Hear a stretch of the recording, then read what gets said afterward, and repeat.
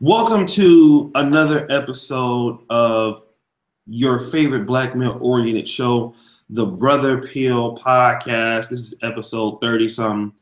I don't know. You know, niggas have stopped counting after 25 and shit. But we're glad to be back here with our co-hosts on kind of the group panel session, Steve the Dean Williams, LAR Movement, kind of the founders of this podcast that we have almost nightly. We also have a late night PL podcast, which is me and Steve the Dean. We typically do that around midnight on my other channel. But once again, we want to welcome everybody into this happy Sunday. First, let me introduce myself. My name is O'Shea Duke Jackson. You can find me on my main channel, O'Shea Duke Jackson on YouTube. Visit my Lifestyle Daily authority blog on black men, www.negromanosphere.com. And let me get over to introducing Steve the Dean. Steve, what's going on, man? Nice game room pimping. Fuck you. How you doing? I'm doing pretty good, man. Where can everybody find you at? Guys, y'all can find me at www.themanmindset.com. All right.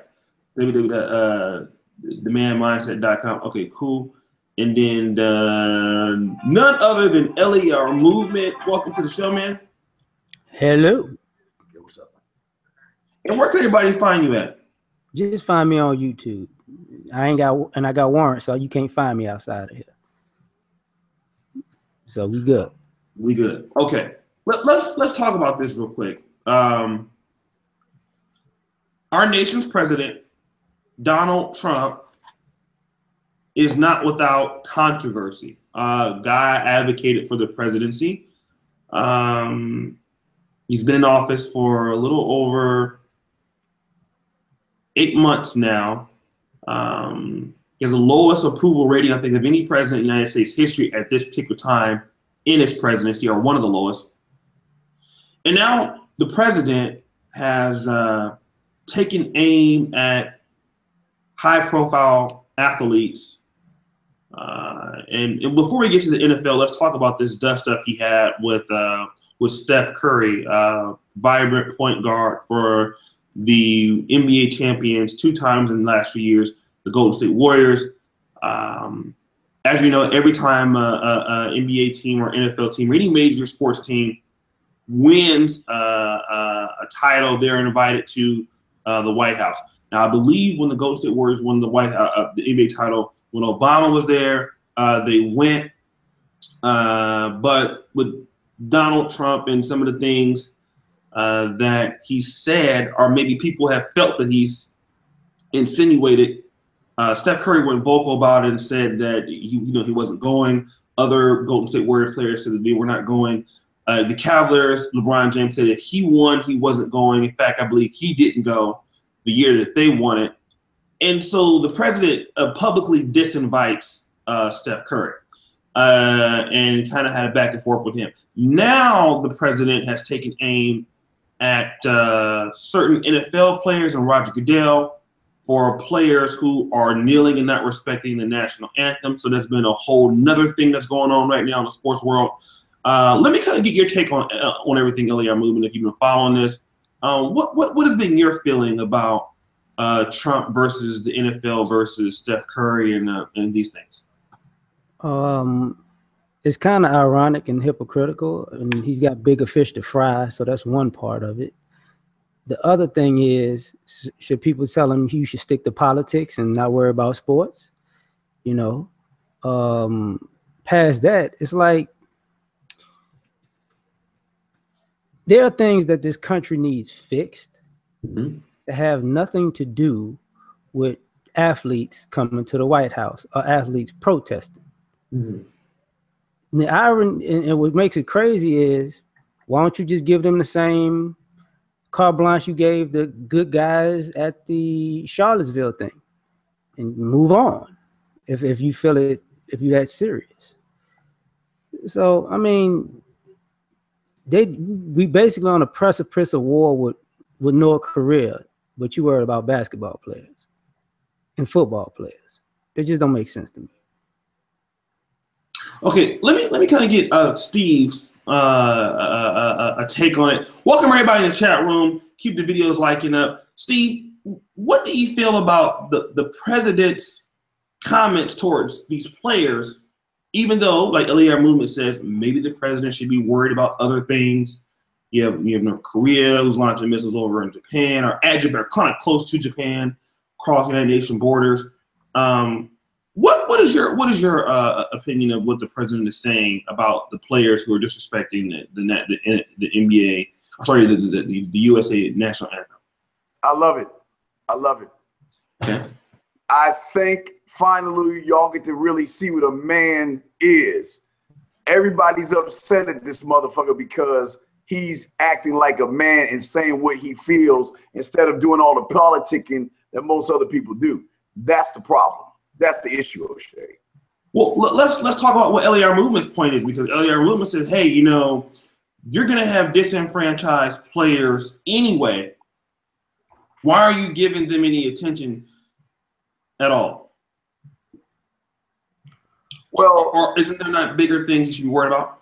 Well, no, wait a second. Now, to me, if I ask you to come over to my house, I'm the president, ask you to come to the White House, I've done nothing wrong to you. But then you want to be a little asshole and try to make me look stupid. You can't make Donald Trump look stupid. And the fact that they're trying to make him look stupid, that's why he reneged the invitation. And then girly bitch ass flopping LeBron James wants to come out and say, well, he told you no already. Man, that fucking cake pisses me the fuck off. You know, here's where I got to kind of side with LAR. No offense, LAR, and I understand your point. If I was the president, maybe I would not address this, but I kind of got to stand with the president here. And this is the reason why I got to stand with the president. Yes. This is why I have to stand with the president. Even though I've criticized the president, I believe his administration is doing a terrible job with the country. But I live in Poland, okay? And not too far from Poland is Ukraine, and right next to Ukraine is Russia. Imagine any athlete winning any kind of gold medal or any kind of championship for their country and not showing up to Poland.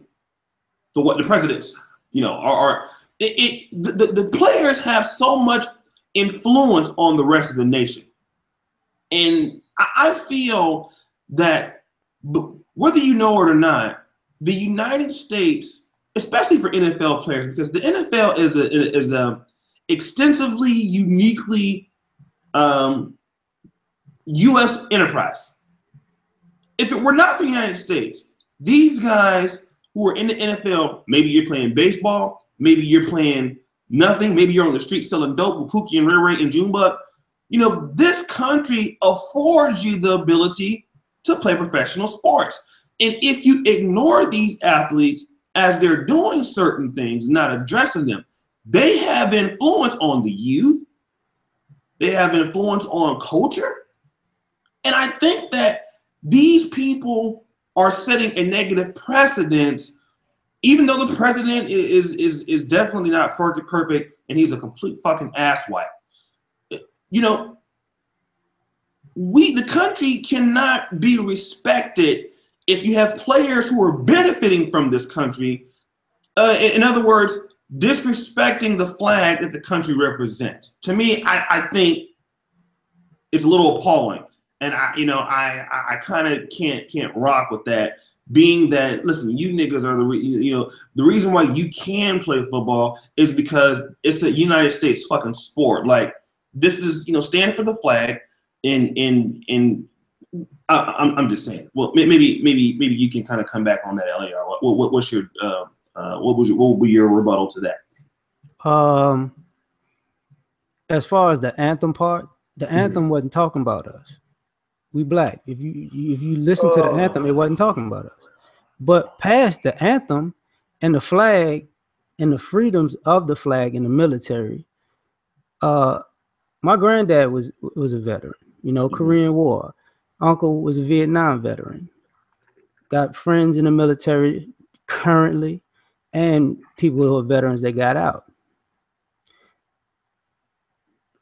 there are black people who died for this country, Okay. who died for our freedom to either protest or not protest. But also, there are people who had to be protested against while they were in that same military, protecting the freedom to protest.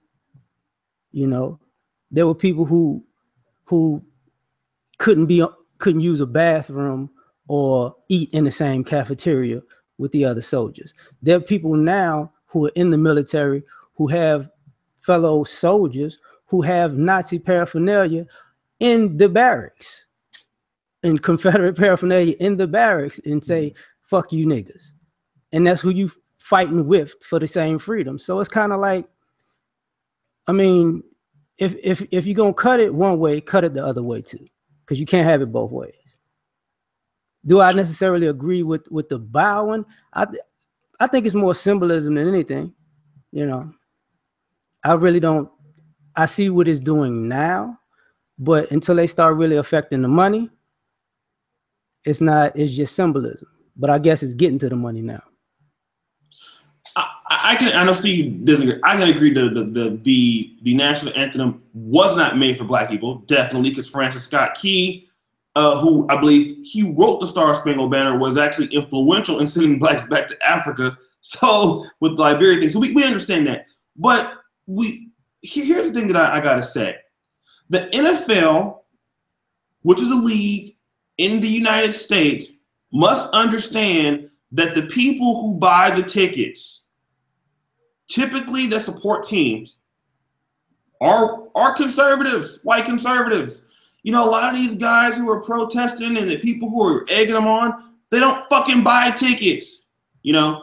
And what's going to end up happening is, you know, as much as people want to talk shit about Donald Trump, and he deserves to be talked shit about, dude, people who are sympathetic to Trump can fuck the NFL up overnight by not going to games, by not buying tickets.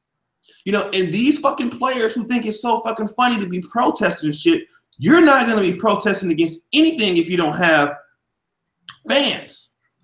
And Donald Trump can't he can't stop the NFL, but he can definitely fuck it up. And those sympathetic to him can definitely put a crease in it to teach people, the liberals, a lesson that, hey, this is the United States of America. NFL is a unique sport to this country. It's a big money driver of this country. And those players who want to protest the flag during the national anthem, I think that these guys should do this on their own personal time, where it doesn't affect the league. And Roger Goodell, if he doesn't act on this, he's going to have a big fucking problem. He has no time. Here's the thing I like about Roger Goodell. He has no problem with punishing players many times for offenses that I feel he cracks down on players all the fucking time, which I think is good. Some of it is a little bit extravagant. But when it comes to him and the danger of the league getting fucked up, he better crack down on this shit. If he doesn't, say goodbye to 20 or 25% of NFL revenue in the future. He keeps fucking around, the NFL will be a dead league. Steve, what do you think?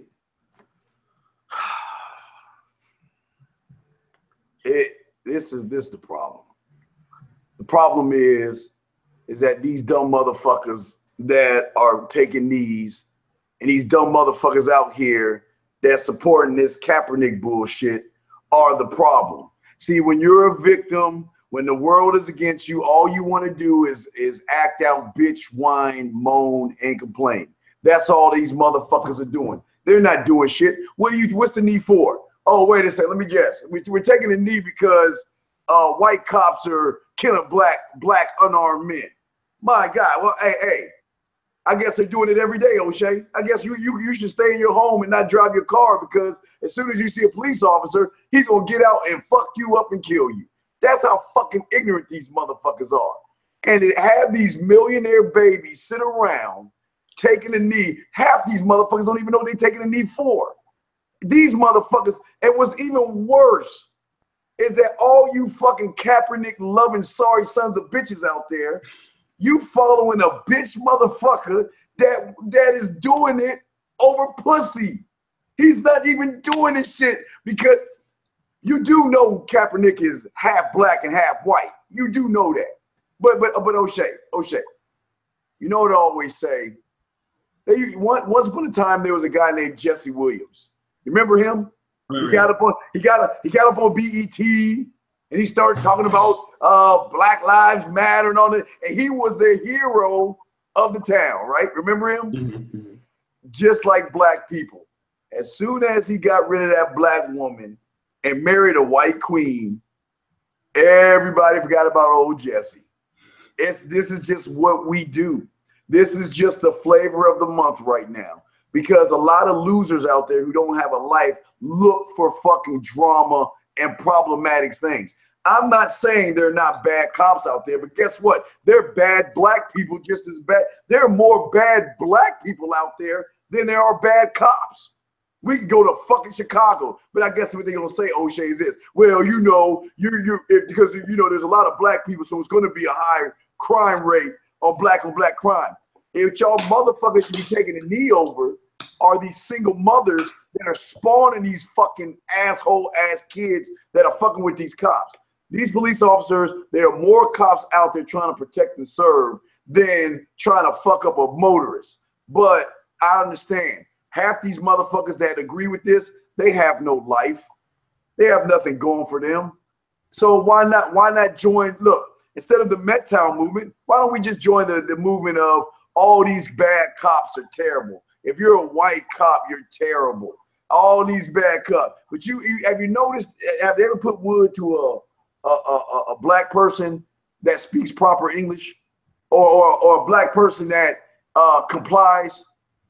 Now there have been some instances that bad cops have done some things. I'm not saying they haven't, but the way they got these fucking sheep thinking, O'Shea, they got them thinking that when they drive their fucking hoopties and a cop pulls them over, their life is in danger. That's how fucking idiotic these motherfuckers are. Okay, let me do this real quick. Let me go to LAR. I know he has to get a bit of warning, but I want to, first of all, shout out everybody in the chat that's listening to this. We're going to get into some deep stuff tonight. I don't know if me and Steve may or may not have the late night PO tonight, depending on if Steve gets the fuck out that goddamn room. But he likes it's a nice room, I must admit. Let's do this, brothers, and a few sisters in here. Let's like the video, okay? A lot of you guys are in here. Get the video up, okay? And we're gonna get into some certain things. So let me do here. Just Tay, shout out to you, man. $10 super chat. Edgar DeRicho, you guys need to charge for that ebook, $2. Thanks again, man. If you didn't get the ebook, go ahead and drop your email in the chat, and we'll get everything set up for you guys. I'll send that ebook out to you right away. Want to thank you guys for joining in with us. Like I said, brothers, if you have never donated to the Brother Pill podcast before, if you have an Android phone, hop in the fun, hit the super chat button, put whatever amount you want in, $1, $2, what all kind of shit. Listen, we're going to take your money and buy midget fucking strippers, okay? That's what we do over here. We take your fucking money, we get midget strippers and bow-legged hoes. Okay, let me ask you this. LAR movement. Players like LeBron James, who has went back at the president, Steph Curry, who says, I can't believe the guy is acting like this, he's immature. In your opinion, the protests that I'm seeing are coming from notably black players. Now, Tom Brady, who is arguably, probably now considered, at least if not tied with Joe Montana as the greatest quarterback to ever live, the best quarterback to ever live, is supporting Donald Trump by acknowledging the flag. He's being the leader on the Patriots, getting people to acknowledge the flag. Bill Belichick is doing the same. White players I see have a difference of opinion on the Pledge of Allegiance than black players. So what I want to know from you is, why are black players, those who are like Lesean McCoy, what is their gripe against, number one, the USA flag, and number two, the president, in your opinion? The original basic thing that Kaepernick was kneeling for was supposed to be police brutality of racism, basically. So I think that's where the players are in it. but I think they deal with something different that other people don't deal with, even on their team. And their teammates and coaches can tell you the same thing. You know, what winds up happening is people forget that these players, they see Tom Brady is not going to get called a nigger at every road game. But you can guarantee all of his black teammates are. People forget about Steve Foley, who used to play for the Chargers. Why did his career end? Because an off-duty cop shot him in the chest at a traffic stop. People forget that football players wear helmets and visors, and most of them, predominantly, and it's a 75% league that's black, most of them, you don't know their faces. So when they're driving in their everyday cars, walking around big or tatted up or looking a little out of, quote unquote, out of place in certain neighborhoods, they get harassed just like everybody else. So the league can't save them from that. You get what I'm saying? And like I said, I had family members and other family friends who played in the league who couldn't go to fast food restaurants, not because they were famous per se, but because what are you doing at my McDonald's in that nice car? You must be a drug dealer. We're going to hold your order until the cops come. You know, their families don't like going to the game, and their friends don't like going to the games, because if you don't have that person's jersey on or something affiliated with that person, you're going to hear all kind of crazy stuff about your family member in the stands, and you can't knock out the other people in the stands, quote unquote, because you're putting a black eye on the league.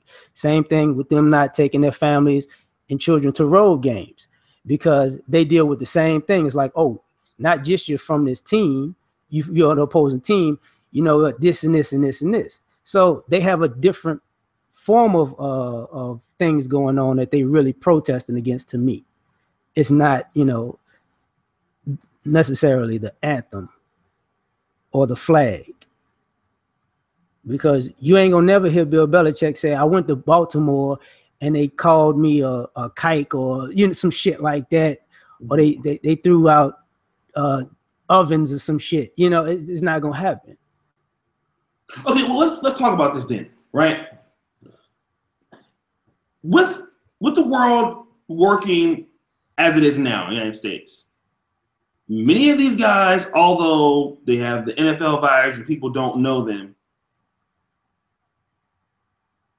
Now, there was a situation that Michael Bennett was in Las Vegas, and there was something that happened. He was mistaken for a personal, somebody else who did a crime or something like that, and they had the guns drawn on him. But let's be honest, most NFL players, they live a life of luxury, right? They live in exclusive neighborhoods. They have access to the most beautiful women that the money can buy. They have, you know, tons of money, especially those who play over the league minimum of 4 years for the pension. Most of these guys, if they manage their money right, they will have money for the rest of their lives. NBA athletes is even better. These guys will never get, you know, the same kind of treatment that maybe a guy like me or you would. So really, when you're privileged as an NFL player and an NBA player, can somebody really take you serious when they say that you are going to be a victim of police brutality? You are being harassed by the police. Can somebody really say that that's really a serious thing that's happening to these guys?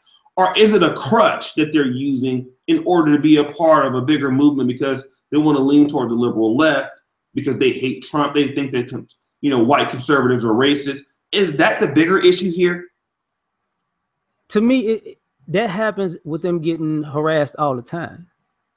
It's just, okay, I don't know how to put this. Like, Michael Bennett is a big name in football, right? But the Las Vegas police didn't know who he was at the time. Mm-hmm. You know, so, but forget the Michael Bennett. What about the second string running back? Okay. You know, the kick returner, the left tackle, or the guard or something, or a defensive lineman in the rotation. You don't know who that is. You just see it's a big dude over there. Okay. They deal with that a lot.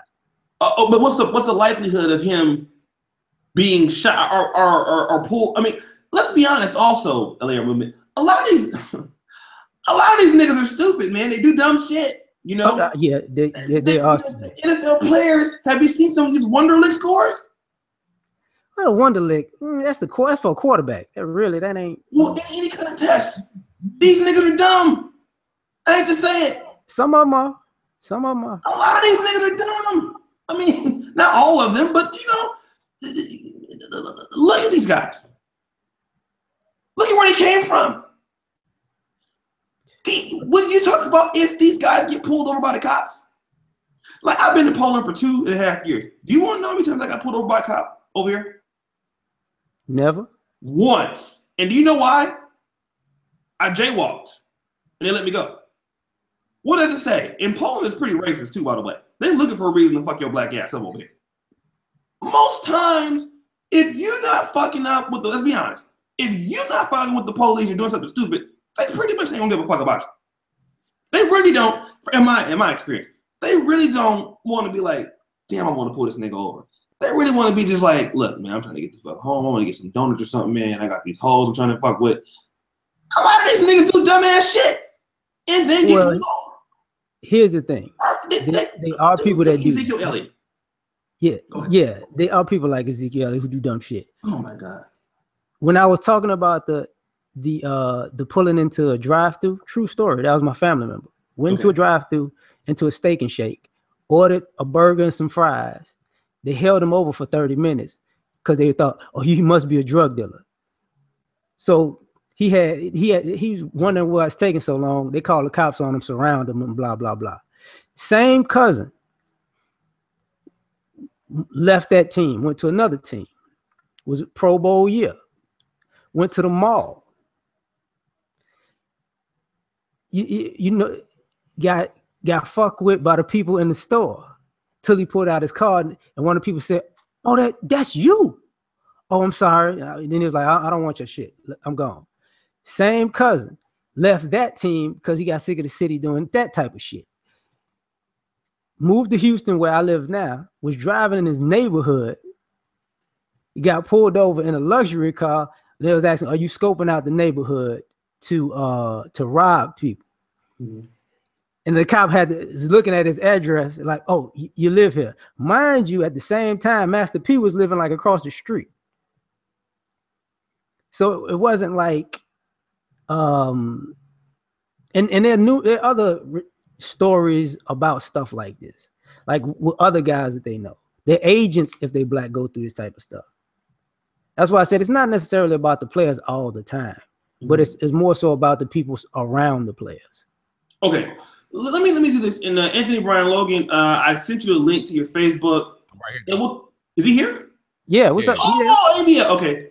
ABL, so welcome ABL to the Brother PO. He's like about at least a 10 or 12 time all-star to the podcast. But before we get to ABL, I just wanted to say this. I can kind of buy your argument to a certain degree. Mm-hmm. But when I look at the catalyst for this, we're talking about a guy like Colin Kaepernick. I won't say he's the necessarily catalyst, but he had a big influence on this kind of revolution against the NFL players, against the flag. Here's a guy who's never really had to worry about, at least from what I know about him, I'm not sure, being pulled over by cops or experiencing the same type of lifestyle that maybe ABL, LAR movement. Living in inner city ghettos is never something he's never had to deal with. He states that the reason why he started to protest the NFL was not something on his own that he experienced, but rather police brutality in the streets amongst black men. Now, here's the thing. We may think that a lot of these guys have experienced these things, but I'm going to argue something tonight that's going to shock you. I know a former NFL athlete. I know two of them, high school, two of them. One guy was named Ontario Smith. I don't know if you've ever heard of him before. Remember him. Running back, one of my good friends. Played for the Patriots, if I'm mistaken. Grew up with him since we was like 7 years old. Another one of my buddies I went to, Dante Stallworth. You got a former NFL receiver. I went to my high school. We were both on the same team. Dante's a little liberal to the left. If you guys seen him on television, he's very left-leaning. I hate that. But these guys are privileged, man. They got away with everything. athletes get away with a lot of fucking shit, man. From high school on.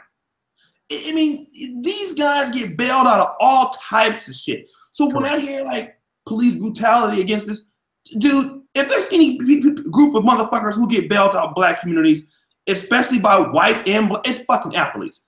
They get passes, bro. From the police, from everybody. So I think these guys are full of shit.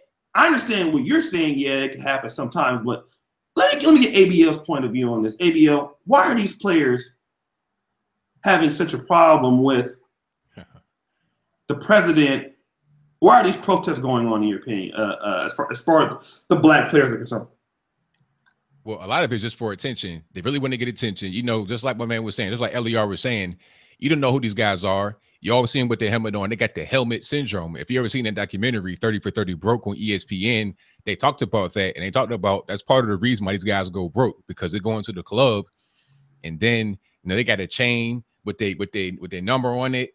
And when they go into the club and say, yeah, my name is X, Y, and Z, like their whole first and last name. They don't just say, well, my name is LeBron, my name is Kobe, because you know who LeBron and Kobe are. You see them in the court, they flashy. Back when Jordan was playing, he was doing all that jumping with his tongue out. You saw him, you know, pretty guys on camera. But with football, it's not like that. First of all, you see them from a far point of view, from a far vantage point. So you can barely see anything. You can barely see their number or their name. So when they go, they want to let you know who they are. So when they're on the side of the field, kneeling, there's no helmet. They got the camera on them. It's attention. And a lot of guys, they feel like they're doing something positive. They're stepping up for black people. And then some guys get personally offended at what Trump said. So that's the reason why I think they're doing it. It's not for anything else, because if you ask these guys, hey, what's the end game to what you're doing right here? I see you taking the knee, all this, that, and the third. What's the end game? What do you want to come as a result? And when will you stop doing what you're doing? They won't have any answer for you, because all they really want is attention at the end of the day. That is the primary driving force behind this whole situation. So Trump, from what I understand, he called Kaepernick, was it a son of a bitch? He was talking about anybody that but he didn't call Kaepernick per se. Okay. He didn't say Kaepernick by his name. He was like, anybody that's out there kneeling, you know, that's what he was talking to. Okay. And so I think Kaepernick's like adopted mom took offense to this. Now let me ask this real quick, ABL, since you're on. You're saying, and just like I said, a lot of these black players, they're too stupid to understand that a lot of the bankrolling from a lot of ticket sales comes from conservatives. They're going to put themselves in a position to put themselves out of business if they keep this up. Why do you say that? Because it's pretty simple. It's like, look, if you keep offending people that are your primary base, it's like, okay, you understand that sports, the people who are watching it are not these liberal people. Liberal people, maybe they watch the big game, February, Super Bowl, they watch the commercials and stuff like that, and they want to see, oh, it's a cute horse in this commercial, or it's a talking baby or something like that. That's all they really care about. And beyond that, a lot of them don't even like football. A lot of them want to complain about concussions and CTE and stuff like that. They say it's a barbaric sport, and they wish that it would be abolished. Like a lot of these people that's out there taking these, people like Tracy Ellis Ross, all this, that, and the third, a lot of them, catch them on a different day, they'll be saying that the NFL should be abolished, or that the NFL is barbaric in nature.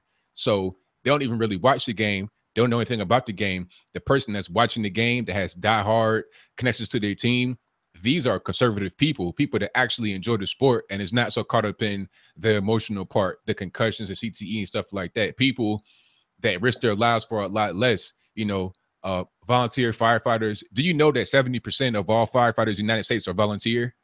So you're talking about, wow, I know that. Yes, 70%. So you're talking about going into burning structures, risking your life for free, no money, right? So they don't want to hear these multimillionaires crying about some stuff when they getting paid, or concussions or CTE, because they know that they're risking their life for free every day. So if you're making $1 million, people would kill to be in there. People would give a lot of their life to be in their shoes. Risk or no risk, they would kill to be in their shoes. So people just don't understand that. And the people that's leading the charge against this don't even really care about the game. So they don't care if the game goes away. And that's what's going to happen if they keep going down this road. Okay, let me do this real quick. Great points. Let's do this. It's been a while since we did a group podcast like this, about a week. So let me do this. We have 212 viewers here. I got some super chat questions for the panel. Shout out to those who've done them, and I'm going to acknowledge you here. Let's do this. We have 214 people watching. I know you Negroes have missed the Brother Peel podcast, your favorite podcast. You need to like the video, though. So it's 114 people who have not liked the video yet. So, brothers, we do this podcast specifically for you, for this audience. So what we need you guys to do is when you come in, like the videos. If you have questions for this particular panel, like I said, this is a black male show that we bring together the topics of the day and talk about issues as it relates to us. Let's support it. Shout out to Kamala. Let's support it with your likes and things of nature. If you're new to the podcast, if you want to donate to it to keep everything going, all proceeds go to the negromanosphere.com, which is what our lifestyle website is for black men. Hit the super chat button. Also, if you want a free copy of the ebook, How to Stop Simping in 24 Hours, please put your email in the chat. I will get the ebook right there to you. And let me go to LAR movement with this. LAR. Here's where we're at, because ABO is making some good points that these players want attention. They don't care about the game. This is what I'm hearing some players saying, or hinting at least, and it sounds like what Curry is saying is what you said or alluded to earlier. Hey, Donald Trump is actually distracting the game because he's not focused on what he should be focused on. Is Donald Trump distracting the players where they can't focus on the game because he's going back and forth with them? Is he putting NFL or NBA players in a position to take political stands on things that they know either nothing about or for them to be influenced? Would it be better if the president just kind of stepped away from attacking Roger Goodell, disinviting players from the White House? Is it not better for the president to focus on what is political and to let the athletes be athletes so they can focus on what they do best for the fans, and the president stay out of it and focus on what he does best? Do you think that the president himself is a distraction? I think the players themselves have been making political statements forever and a day. So if they want to do something political and he responds, that's what it is. You stepped in that realm as an athlete, and somebody political is going to get back at you. That's what happens, even if you switch the situation. But I also think that we are still talking about a guy who, when he wasn't president, basically torpedoed the USFL. So his ego has always been in athletics. We kind of dig into that, because the thing with the USFL, wasn't he trying to save it from dying anyway? No, he torpedoed it because they wouldn't do what he wanted to do. But like, okay, let's talk about what he did. What he did was he like lobbied to switch to a season to compete directly with the NFL to force a merger. But why did he do that? That's the question. It was working successful without that, though. I mean, is that true? Do we know like the back end the numbers? Yeah, it started off slow. It wasn't that good, but then it started competing with the NFL because it worked in the off season. So that's why at the time they were getting to play. That's why they were lobbying for some of the best players. That's how you got a bunch of Hall of Famers in the NFL now, because after he torpedoed the USFL, they had to go to the NFL. But what, like, my point is, like, that was the whole point, was to force a merger with the NFL. So you kind of proving my point. My thing is this: how much money did they actually put into the USFL, and how much did they make? It may have been successful to us on the ground watching it, but what about them in the actual, who's actually putting up the money? Like, were they in the actual green? Were they in the black? Were they far into the red?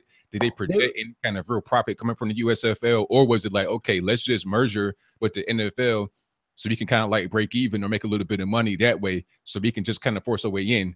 You see what I'm saying? Like, was it actually profitable for them? That's a question we got to ask. At the time, it was becoming profitable. It didn't start out profitable. That's what I'm saying. But so, that was the thing. He torpedoed it when it was starting to become profitable for them, when they could see the numbers coming up. That was the problem. Because you got to remember, you wouldn't have Jim Kelly, Reggie White, fucking was it Herschel? Yeah, Herschel Walker. Herschel Walker. Steve Young. Steve Young. They had Hall of Famers, literal Hall of Famers at the time. You know, but the other thing about it is the players. I know they're trying to petition to get a social activism month, and they'll stop the protest if they get a social activism month, like breast cancer awareness social activism month. What? That's come on, man. What the fuck is that about? That's silly as fuck. Because I'm just telling you. Look, it was like 2 days ago. It was like 2 days ago, but you know that's what they want to do because they don't know what the fuck they doing. Let's talk about this social activism month, Steve. Like, let's I know ABL and Steve, they're gonna. Oh my god! Stop smiling. They can't wait to turn it off. Fuck. But wait. That Prescott want to do it. So what? I don't give a fuck. He want to do it. The problem is that these motherfuckers decide they're bringing political issues on the football field. They don't need to be doing that shit. What they need to do is play football. That's all. They don't need to do all that other shit. Matter of fact, do what Mike Tomlin did. Bring everybody in the locker room.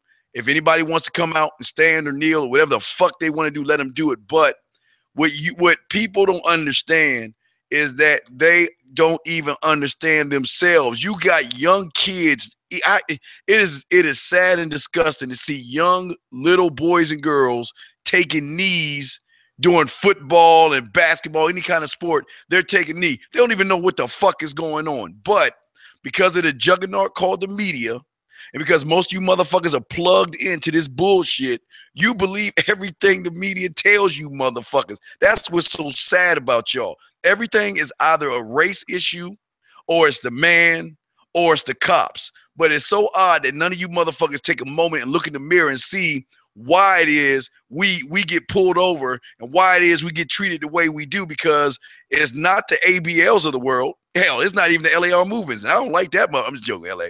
No, it's not even the LAR movements. It's not the O'Shea's of the world. It's not the Allen Roger Currys of the world. It's the fucking Pookies and Ray Rays and Shanae's and Shaquikas that are creating these bastard crumb snatching kids out here that are giving the good black people a bad name. But when you are siding on Shaniqua's side, that shows what kind of fucking character you have, because you need to be responsible for yourself. I can't say if a cop does something to somebody in fucking Compton, that has nothing to do with my black ass. I don't give a fuck. Why? Because I'm only watching out for my own and my family. I don't give a fuck about the next man like y'all motherfuckers do. So y'all can march. Hey, march, get on your knees, stop traffic. It ain't gonna do anything, people. I'm sorry. Keep doing it. It ain't gonna give you a raise at your job, because all you bitches in the chat room talking shit now, go to your job and take a knee. You so adamant about this shit. Go to your fucking job and stand in the middle of it, take a knee, and say, you know what? I don't appreciate the cops beating up unarmed black men. You won't do it because you don't have the fucking balls. But yet you're so quick to jump on somebody else's bandwagon because you're too weak to create your own. Fucking weak ass people. I'm sorry, O'Shea. No, that's no problem. Hey, chat room moderators, we kind of let the chat kind of fly tonight. So it's a hot topic. So let's let the chat room kind of rock tonight, because we can interact with some people and shit like that. Because we will get their ass later. Because we're gonna have them call into the other show. So let these motherfuckers, let them rock. Let them say what they're gonna say. We remember what they got to say. So don't ban them. Don't ban them tonight. Nah, yeah, let them climb the trees and peel the bananas. Y'all just peeling it the wrong way. Yeah, let them say what they gotta say. Let them go. Let them go for the night, because all you motherfuckers talking shit, go ahead. We want you to call in. Call in.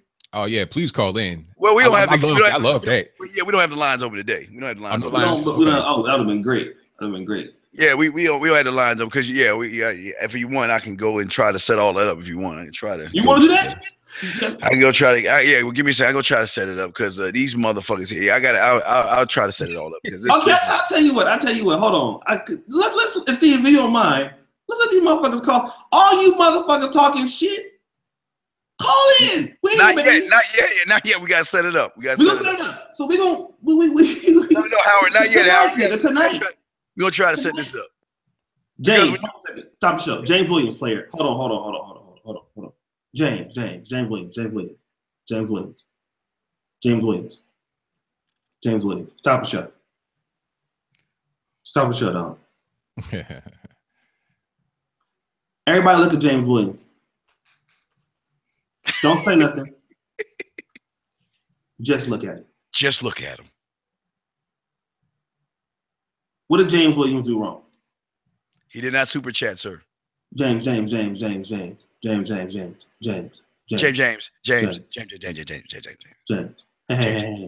dog. I'm out. This is Sunday. So I'm gonna just follow me on Instagram. Okay, nigga, hold on. You gonna be the only nigga that I'm on my band today. Number one, don't ever in your life, as long as you live, tag me with no orange shit. Don't do that. You want my attention, super chat like everybody else been doing. Okay? Don't put my name in fucking, I hate that shit. Put his name in orange. Put his name in orange. That's the number one. I like you. I like some of y'all. Like, what you niggas in this damn podcast, 32% of the time I do not like you niggas. And it's one of those, it's like 1 out of every 3 days. And you are fucking with me on the right day. It's Sunday. You know I'm a Christian.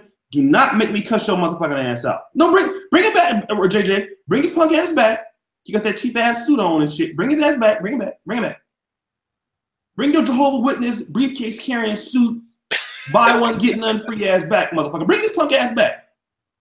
I want to talk some shit. Call in and explain why the fuck is that cheap ass suit on, nigga? Wearing tube socks and shit. With Stacey Adams. You sorry, motherfucker. Don't put my name in no goddamn orange, bitch. I hate you niggas. I'm sorry. Hey, ABL, when you gonna have me on your show, man? So I can You can't be doing that, man. I must no, man. I'll just let you tell you that. As an ABL, man, I like you, man, but you're a risk, man. Let me do this real quick. Steve was fucking up shit. I think he's back smoking heroin or whatever, and you don't want everybody to know.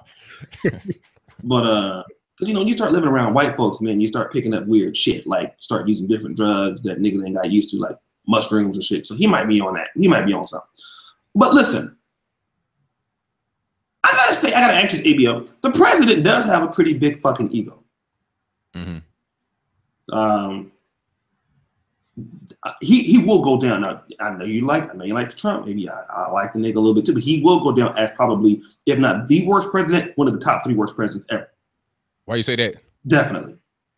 I mean, I'm not even gonna go into detail as to why, but we would just okay. look at the proof of rate. He's trolling and he ain't getting shit done. Huh? I mean, he's getting a lot done. He's only been in office for a few months. He's getting a lot done. He trolled more than he worked. Huh? He trolling more than he working. That's why. I think he's gonna go down probably as one of the worst presidents. If probably not worse than Richard Nixon. Definitely, he's gonna at the way this is going right now. Maybe. And one reason that people can look at it says the president doesn't care about the country as more as he cares about his own personal ego. I think you guys are looking at this just in the wrong way. You're looking at it in a surface level. Okay, I think okay.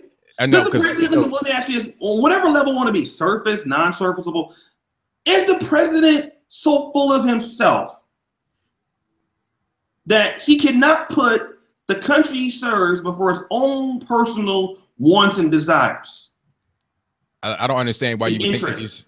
I don't understand why you would think he's doing that. Like, I'm not saying he's not. I'm just want to know it's a question, not necessarily a statement, but a question. I didn't say that. Okay, so what's the question again? You ready to yes, like no, I mean, like you saying, okay, ask me the question so I can answer it, so I know exactly what you're saying. The question is this: is the president's ego so big and so large, his own personal interests and feelings distract or cause problems for the country, as like with sports and stuff like that? Is his ego getting in the way of unification of the country? He's always in some sort of controversy. Is Donald Trump's ego too big to be president of the United States of America, in your opinion? That's what I'm asking. Nah, I think that people they look at him like that because they're just looking at things on surface level. You know, personally, what I think is that the NFL owners, some of them, not all of them, they probably put him up to this. I think they probably said, we need you to go out there and do that, because what's going to end up happening is this. Now you're going to have this whole Black Lives Matter kneeling thing is going to be co-opted by everybody now as a way of being against Trump. And then once the whole thing goes away, once that becomes no longer a fad, you're going to see a lot of the kneeling subside. So then all the Black Lives Matter, all that kind of stuff is going to be gone away. It's the same thing that happened with Black Lives Matter in general. I mean, there's still some people that go out there and chant Black Lives Matter, but they have pretty much, they're not really around anymore. They're not really like the focus anymore. Now it's a focus on Antifa and stuff like that, and not so much Black Lives Matter. So I think it's a way for them. I think it's a way for him to put the pressure on himself to alleviate a lot of the political stuff on the NFL. I think that the owners put him up to it personally.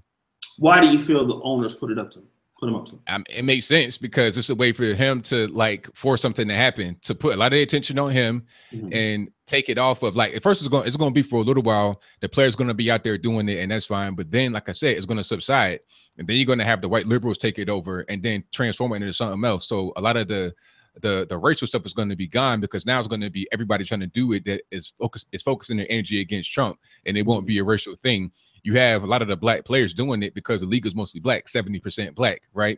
And they got personally triggered. But then you saw the white woman singing the national anthem, taking a knee like a retard. But that's what's going to happen.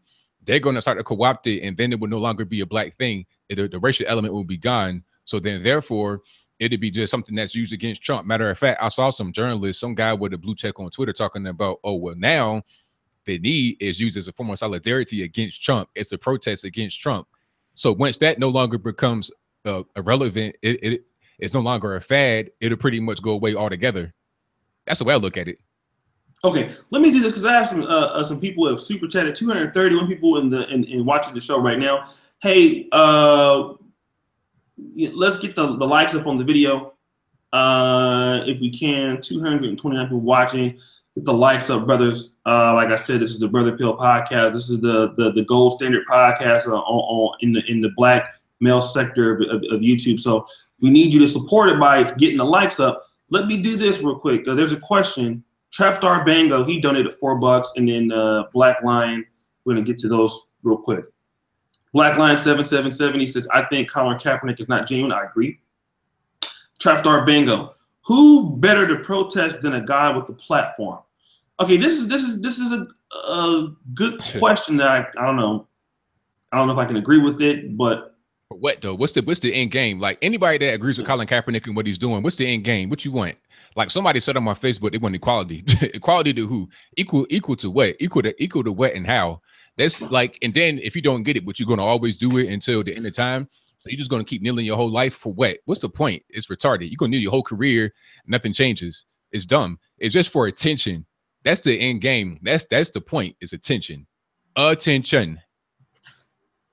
So, but the thing is, when I agree with what you're saying, but when they say who better to protest with a guy than a platform, what real platform does Colin Kaepernick have outside of the NFL?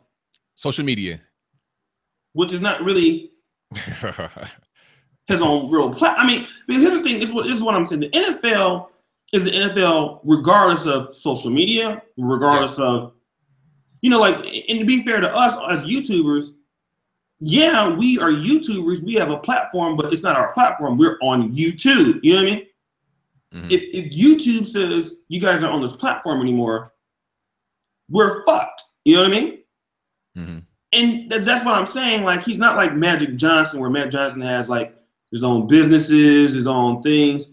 I mean, Kaepernick doesn't really have a platform. You know, he's on Twitter or he's on Instagram.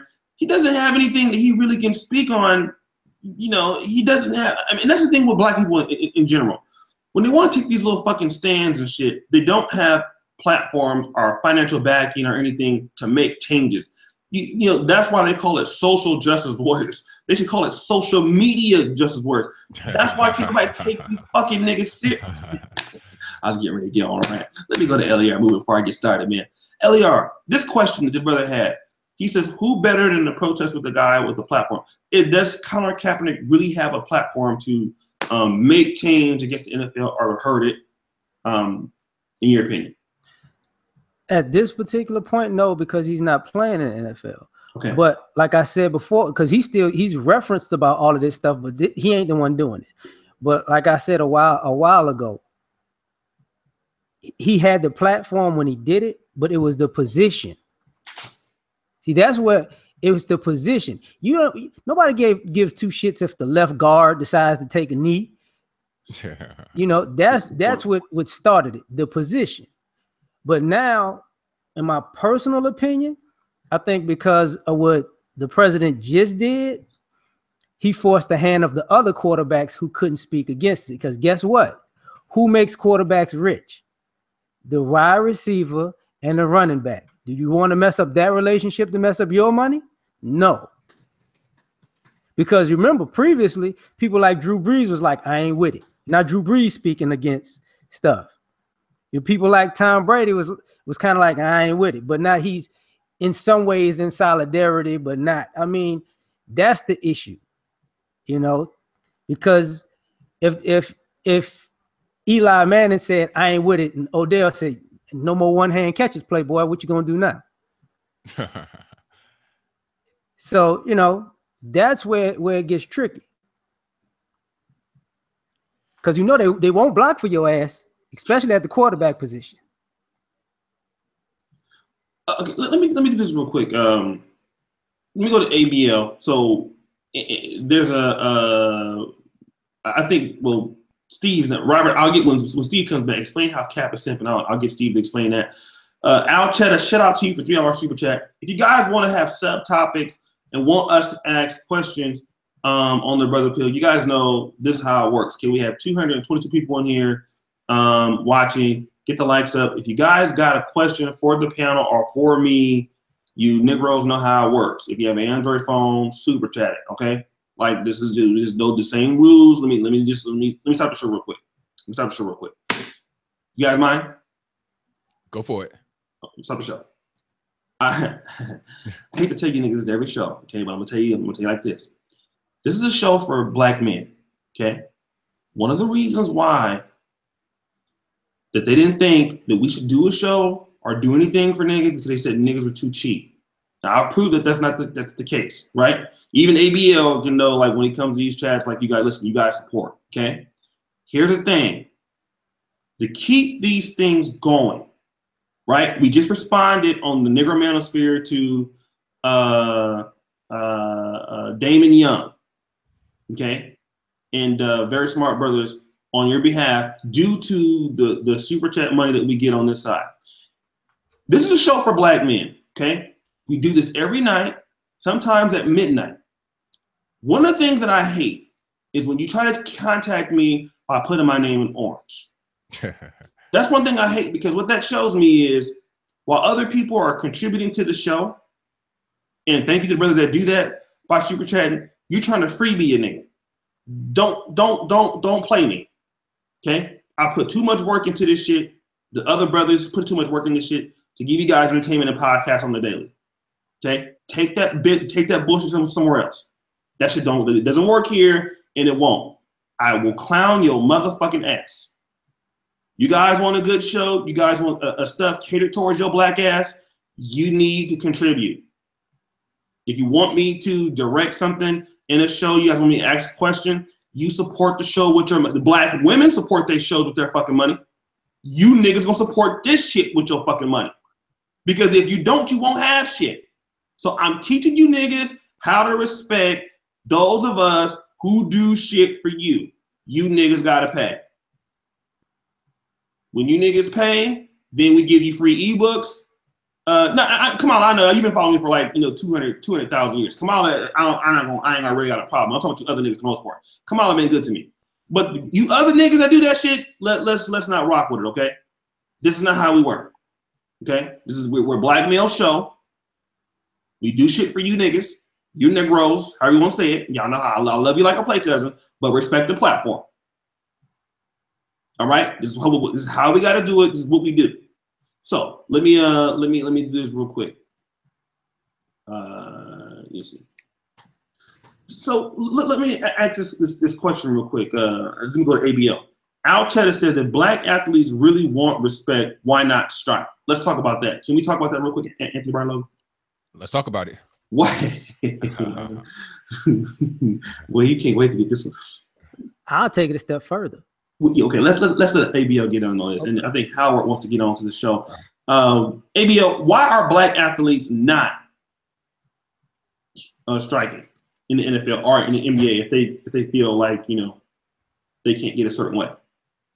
Like, what do you mean striking? You mean like not going, like not reporting to the league? Yeah, just don't play in the NBA or the NFL. Both. Well, let's use the NFL because really the NBA is not on strike. But that's a different story, yeah. The NFL, let's talk about the NFL. Why are they not doing that? Ain't nobody trying to get rid of their check. These guys depend on that check. It's just like this, man. The average person, you working, some of the guys in the chat, you're working at McDonald's or whatever, man. You need that $7.25, the $8 or whatever. You need every quarter. If you get 1.5 hour less in your check, you tight. You ready to fight. You ready to hurt somebody. You going to the manager, you cussing them out. You saying, hey, what happened to my hours? What if you get shorter on your check and your direct deposit? You check at 11:59 Thursday night, and then your direct deposit come up $10 short. You ready to burn the whole place down. So anybody trying to give out the millions of dollars if they don't have to, what they want to do is they want to be able to go out there and get the attention, get the sympathy, get people to know who they are, and at the same time still get that money. Because guess what? A lot of these guys take care of not only themselves, baby mamas, kids, wives if they're married. Many of them are married to white women, but I digress. Oh, many of them are married and they got kids, but they also take care of their grandma, aunties, uncles, cousins, friends, everybody else from the hood, from the ghetto. They got entourage they got to take care of.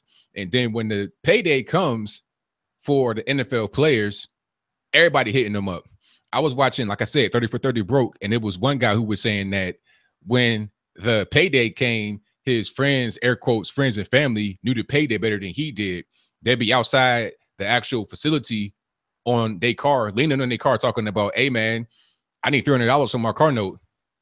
Do you think that these people who are coming to them every paycheck for some money, for some assistance, for some kind of investment or loan are going to be like, well, you know what? You can just go ahead and boycott and strike and don't get paid your money.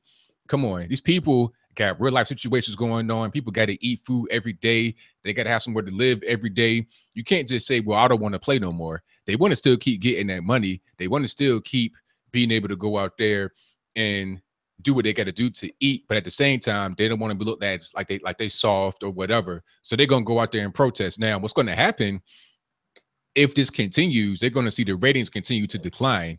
And these owners, they got a lot of money, but nobody wants to work for free. Right? If I'm an owner of a team and I'm losing 30-40% of my revenue, guess what? I'm not eating that. No, sir. I'm not going to just take that. What's going to happen is when you come to me for an extension of your contract, I'm going to be like, hey, man, I can't give you no, I can't give you that 15 million. I got to give you 10. I got to give you 8. I got to give you 5. Now it's going to be something different. Then it's going to be like, oh, well, they racist again. Nah, the money has declined because of what you have done. Then it's going to get real. At that point, they may stop doing the whole kneeling. You saw what Colin Kaepernick did. Colin Kaepernick said, since he was not able to get a job for the kneeling and also not being that good of a player, he said that I will not kneel anymore for the national anthem. He said that right before this preseason started, and it still didn't work. You see, as soon as that money got involved and the money was taken away, then it became something different. Then all that whole protest and the holier than thou stance went away because it got real. Until it gets real for these guys, they're going to keep doing what they're doing. That's the reality of it. Okay, definitely understand that. Wow, I can't even respond to that. I want to try to stump you. You can't stump me on that one, man, because everybody know. Look, when it comes to money, look, cash is king. Because these guys, like, the only reason why they're there anyway is because they're getting paid. If these guys were not getting paid, they wouldn't be there. So if the money goes away or the money is shorter, not only will they feel it, the people on the field, but everybody around them. You're talking dozens of people, friends, family, and everybody, not only the friends, family, people that actually work in the stadium, people that sell the hot dogs, everybody's going to feel it. That's very true. Let me do this. You guys, I don't know if you remember Howard, man. I did that was a flat Earth show, and Howard is kind of behind the scenes guy. He works with Sonetter and a lot of the conscious events by taping them and kind of doing a lot of things. He's a kind of behind the scenes guy with a lot of electronics, and he actually is does a lot of great things, man. Like, he's a very talented dude, but he has a really, really good nose for being an asshole. Like, he's probably worse than Steve, man. So welcome to the show, Howard. We can't hear you, man. Oh. You see all that shit he got in the background, man. He got more T's than Best Buy and shit. Hold on. Trying to get it set up. No, man, we can't hear you, dog. Can I interject something real quick? Yeah, go ahead, White Howard trying to get his stuff set up. The one thing I give Colin credit for, I think he did that in the preseason when he nailed last year. That's per diem. You know, most people, I don't know if they changed it over the years, but I believe that's per diem. Mm-hmm. The other thing is, if the players were smart, and like ABL said, they hit everybody in the pockets, when it's time to renegotiate, we want guaranteed contracts. So they can get that. If they can't get it before, why are they going to be able to get it now? Because if they're going to take a pay cut, they're going to have to say, well, if I'm taking a pay cut, at least guarantee me my money. But that's still like that kind of defeats the whole purpose of the pay cut, because if you're getting guaranteed money, then they're going to end up spending a lot of money anyway. Like, these guys are getting big contracts, but it's only so much of it that's guaranteed. So if they were doing that, they're the only sport with no guarantees. Yeah, because I mean, like the NFL, like you got too many guys on the team, but you got like 80 guys on the team if you include the practice squad. Like, it ain't like the NFL. I mean, you're right. You're right. It ain't like the NBA where you got 15 guys, 12 active and then 3 on the inactive, or baseball where it's about the same, or even the NHL. You got too many people, and then you only got 16 games regular season, whereas in baseball you got like what, 160, 162, NBA's 82 plus the playoffs, 7-game series. It's just the money just ain't there to give these guys guaranteed contracts. So if the money was to go down from a pay cut, then the guaranteed contracts would be kind of off the table. And if it was any kind of thing guaranteed, it'd be a very low amount of money, less than $1 million. Yeah, but the one thing it'll take off the table, true, is the idea that you top heavy with only 3 or 4 players that make a lot of money. So one of the first positions that to get hit is the quarterback position. Because if I'm gonna guarantee you a contract, I need other people around your ass. It'll be the same. It'll just shrink proportionately, because a quarterback is still the most valuable player for the most part on a team. Really not. Well, I mean, I'll take that back. The best players are the most valuable players, and the quarterback tends to be the most important player, but not always, because you can have a team like the Ravens when they won the championship, when they had Trent Dilfer and Ray Lewis. Yeah, your best player is the player who packs the house and sells the most jerseys. That's who your best player is. Okay. I don't give a damn if wouldn't best player be so that's a subjective matter, because your best player in your mind is different from his best player. Right? No, because what I'm saying is who sells the most jerseys would be a factual number. Who they come to see is a factual thing. When you pick any team or any sport, who jersey they wearing, who merchandise they selling, that's who's the most important player on the team. Most valuable, yeah. Let me do this real quick. Let me give some shout outs. My man James Williams, I gotta give him a props. I roasted his ass and he came through with the donation, but because he oranged me. Like I said, you niggas be oranging me, dude. Still, there's one. I'm trying to tell you niggas, do not orange me. I'm not. I'm Memphis. Black people, man, it's like you gotta show you niggas before you can actually like. I'm gonna orange again. See you kick my ass out. Then when you get booty, you gonna email me. I'm gonna tell you to suck a dog's dick, bitch. All right, let me do this real quick. Shout out to JJ Redwood. Okay, Just Tay, they send plenty shots at us that disgrace us. Now we work in McDonald's. Oh, I think he's talking about oh shit, you got me. You hear me, O'Shea? Yeah, we got you. Yeah. So Steve's back. I think I can get the lines up. I'm trying to get the lines up right now. Okay, cool. Good show tonight, fellas. Easy fixture NFL. All the players in the locker room after warm up until game time. Instagram at James N. Williams INTL. All right, James, man, you got a nice suit on, nigga. Let me, you're like one of the niggas that, at one of them valet parking lots and shit, man. That's nice shit you got on there, player. Keith Fitzpatrick. If he really needs to protest the anthem and the anthem is something the NFL supports, why would he want to play in the NFL? Let's start with that question. I'll kind of work my way back. And shout out to also Freelance Ronan, Tip Jar, great job panel. I was great when I catch these live. What the hat is sold, $10 and $5 super chat. Let's start with that, Howard. Let me ask you this. Well, welcome to the show, Howard. How did you feel about? Thank you. What did you want to actually weigh into? Because you hit me up and you kind of wanted to weigh in tonight. What did you want to weigh in on? Oh, first of all, can you hear me? Yeah. Go ahead. Yeah, I appreciate you for having me on the show. Thank you. What's up, gentlemen? Yeah, so I just wanted to interject. It's a very polarizing, very interesting subject, obviously. So I'm sort of like on both sides of the fence, and here's why. So I was watching the Alex Jones show. Don't ask me why I was watching Alex Jones, it just was. He had the guest Tim Kennedy on there, and this was around the time, and as you know, Tim Kennedy, who was at one time was ranked #1 on the MMA champion. He's a libertarian. He's very pro-libertarian. And the subject was on open carry and walking around with long rifles, M16s, AR-15s, or whatever.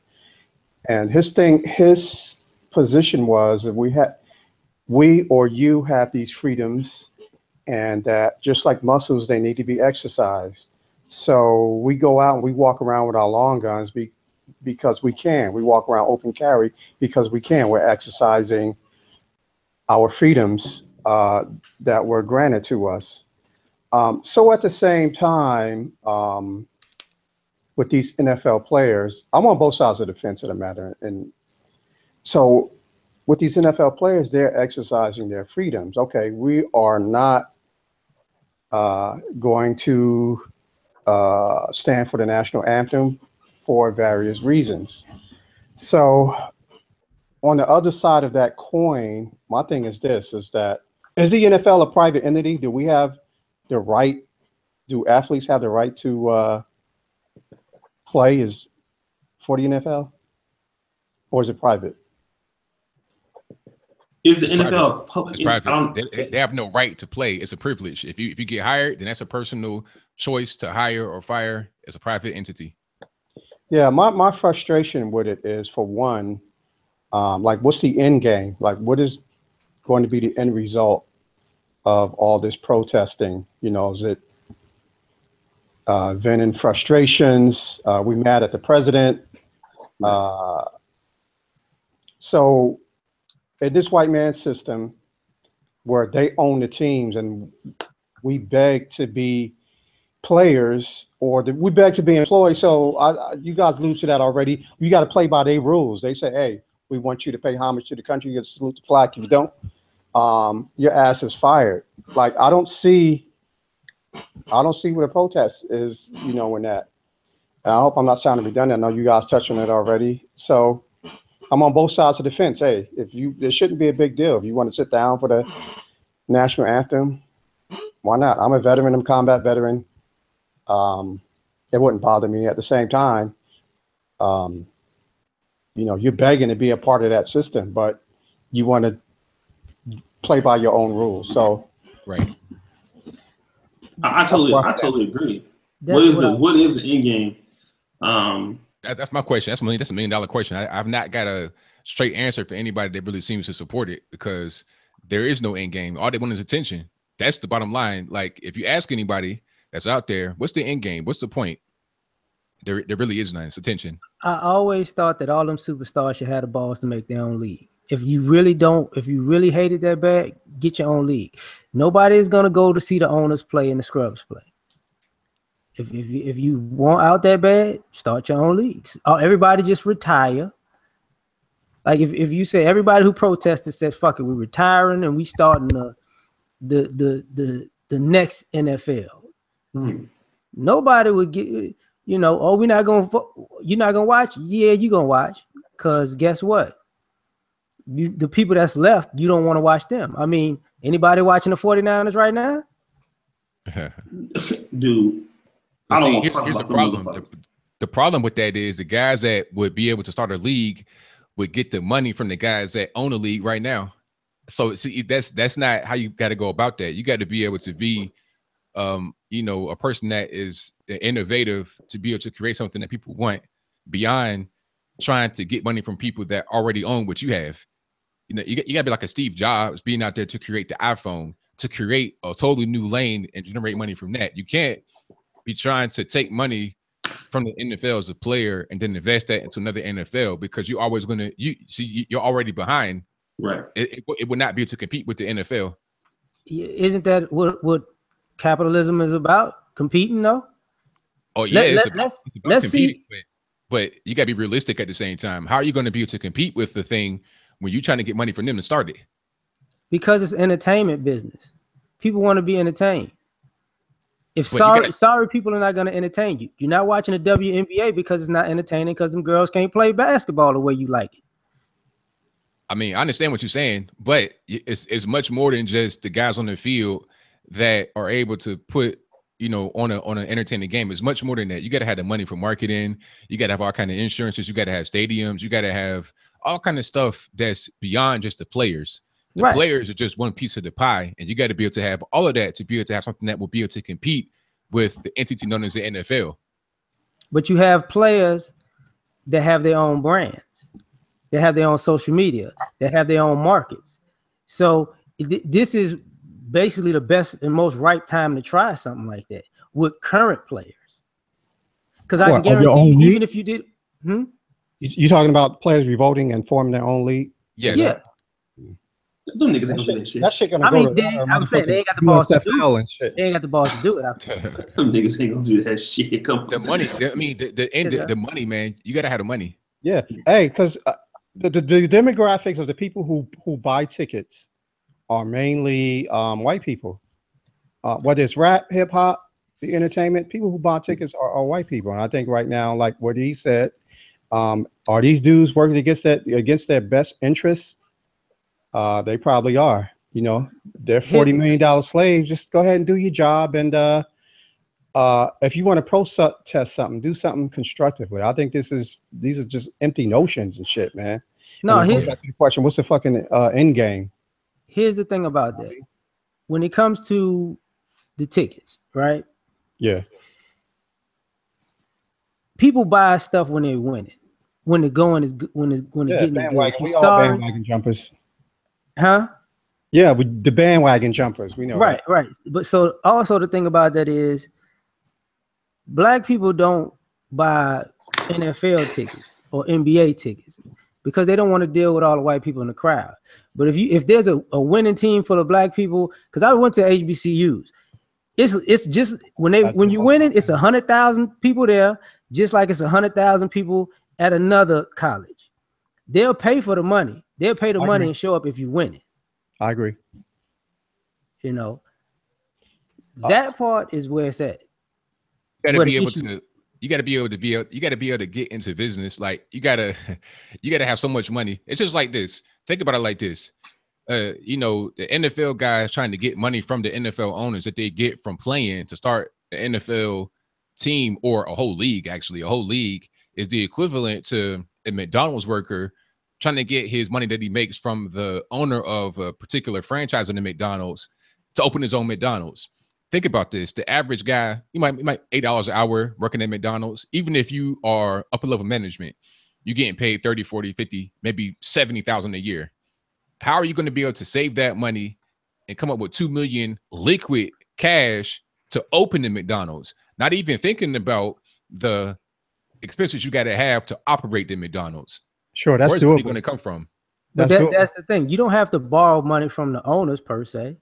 Nah, well, but why would you? That's sabotaging itself. No. I'm not saying borrow. I'm not saying borrow money. I'm saying you're getting paid the money. You see, the NFL guys, the only reason why they have any money to be able to start a team is because they're getting paid from the owners. How are they going to be able to get enough money that they're getting paid from the owners to equate to what the owners have?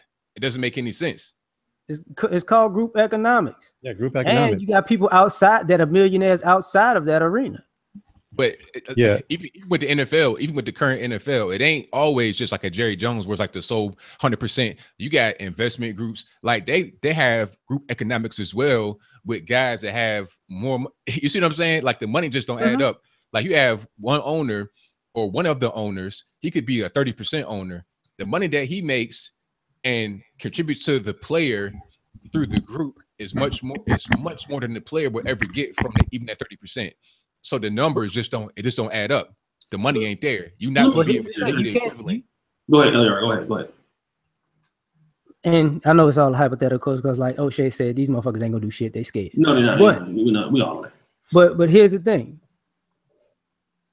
You can't say that black people don't want to progress if the minute you say you try to progress, you're like, no, because they don't want to do it. We're not going to do it because of this, and we need this, and this. If you're going to start a business, you're going to start a business. You need capital. You don't have to have the matching capital of the NFL.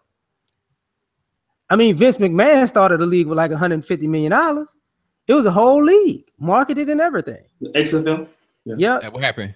That shit didn't last, but that ain't the point. What I'm saying is, you gotta black men, we gotta make smart investments. Why would you do something like that? Why would you try to compete against the NFL when you're making the money? When the money that you get in is from an owner of the NFL, you're not going to be able to match the money that the owner has. You won't be able to compete realistically. Like start a business that you be able to the USFL. Huh? How about you just reinstitute the USFL like it was? Now you're not competing with the NFL. You got the same damn players in a different season, in a different year. I mean, not year, but 2 different seasons. The NFL contract is probably going to exclude them from playing anywhere else outside the NFL. Now if you retire, fuck it. Ain't no exclusivity because they cut your ass just like that. If no guaranteed contracts. Here's the thing. Here's my issue, right? And I can say this about my own personal small blog, the niggermastery.com. You can have the money to get into the business, but do you have the connections to extensively run that business? I think that's where we're going to come in as a problem, because capital is the problem, yes, but a lot of businesses don't fail because of capital. A lot of businesses fail because they don't know how to use that capital or they don't have the connections. Like Anthony Brown Logan said, the NFL has contracts with NBC, ABC, many endorsements, stuff like that. They know how this stuff works. You know what I mean?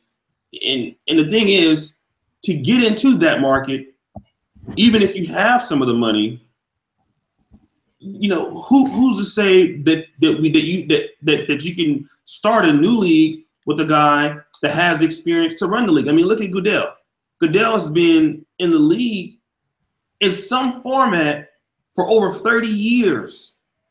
Mm-hmm. Not just as commissioner, but in many aspects of how the NFL works. The NFL is such an intricate business, and you have to have a certain skill set to even know how it works. And that's the thing that my question is, even if you had the money, who's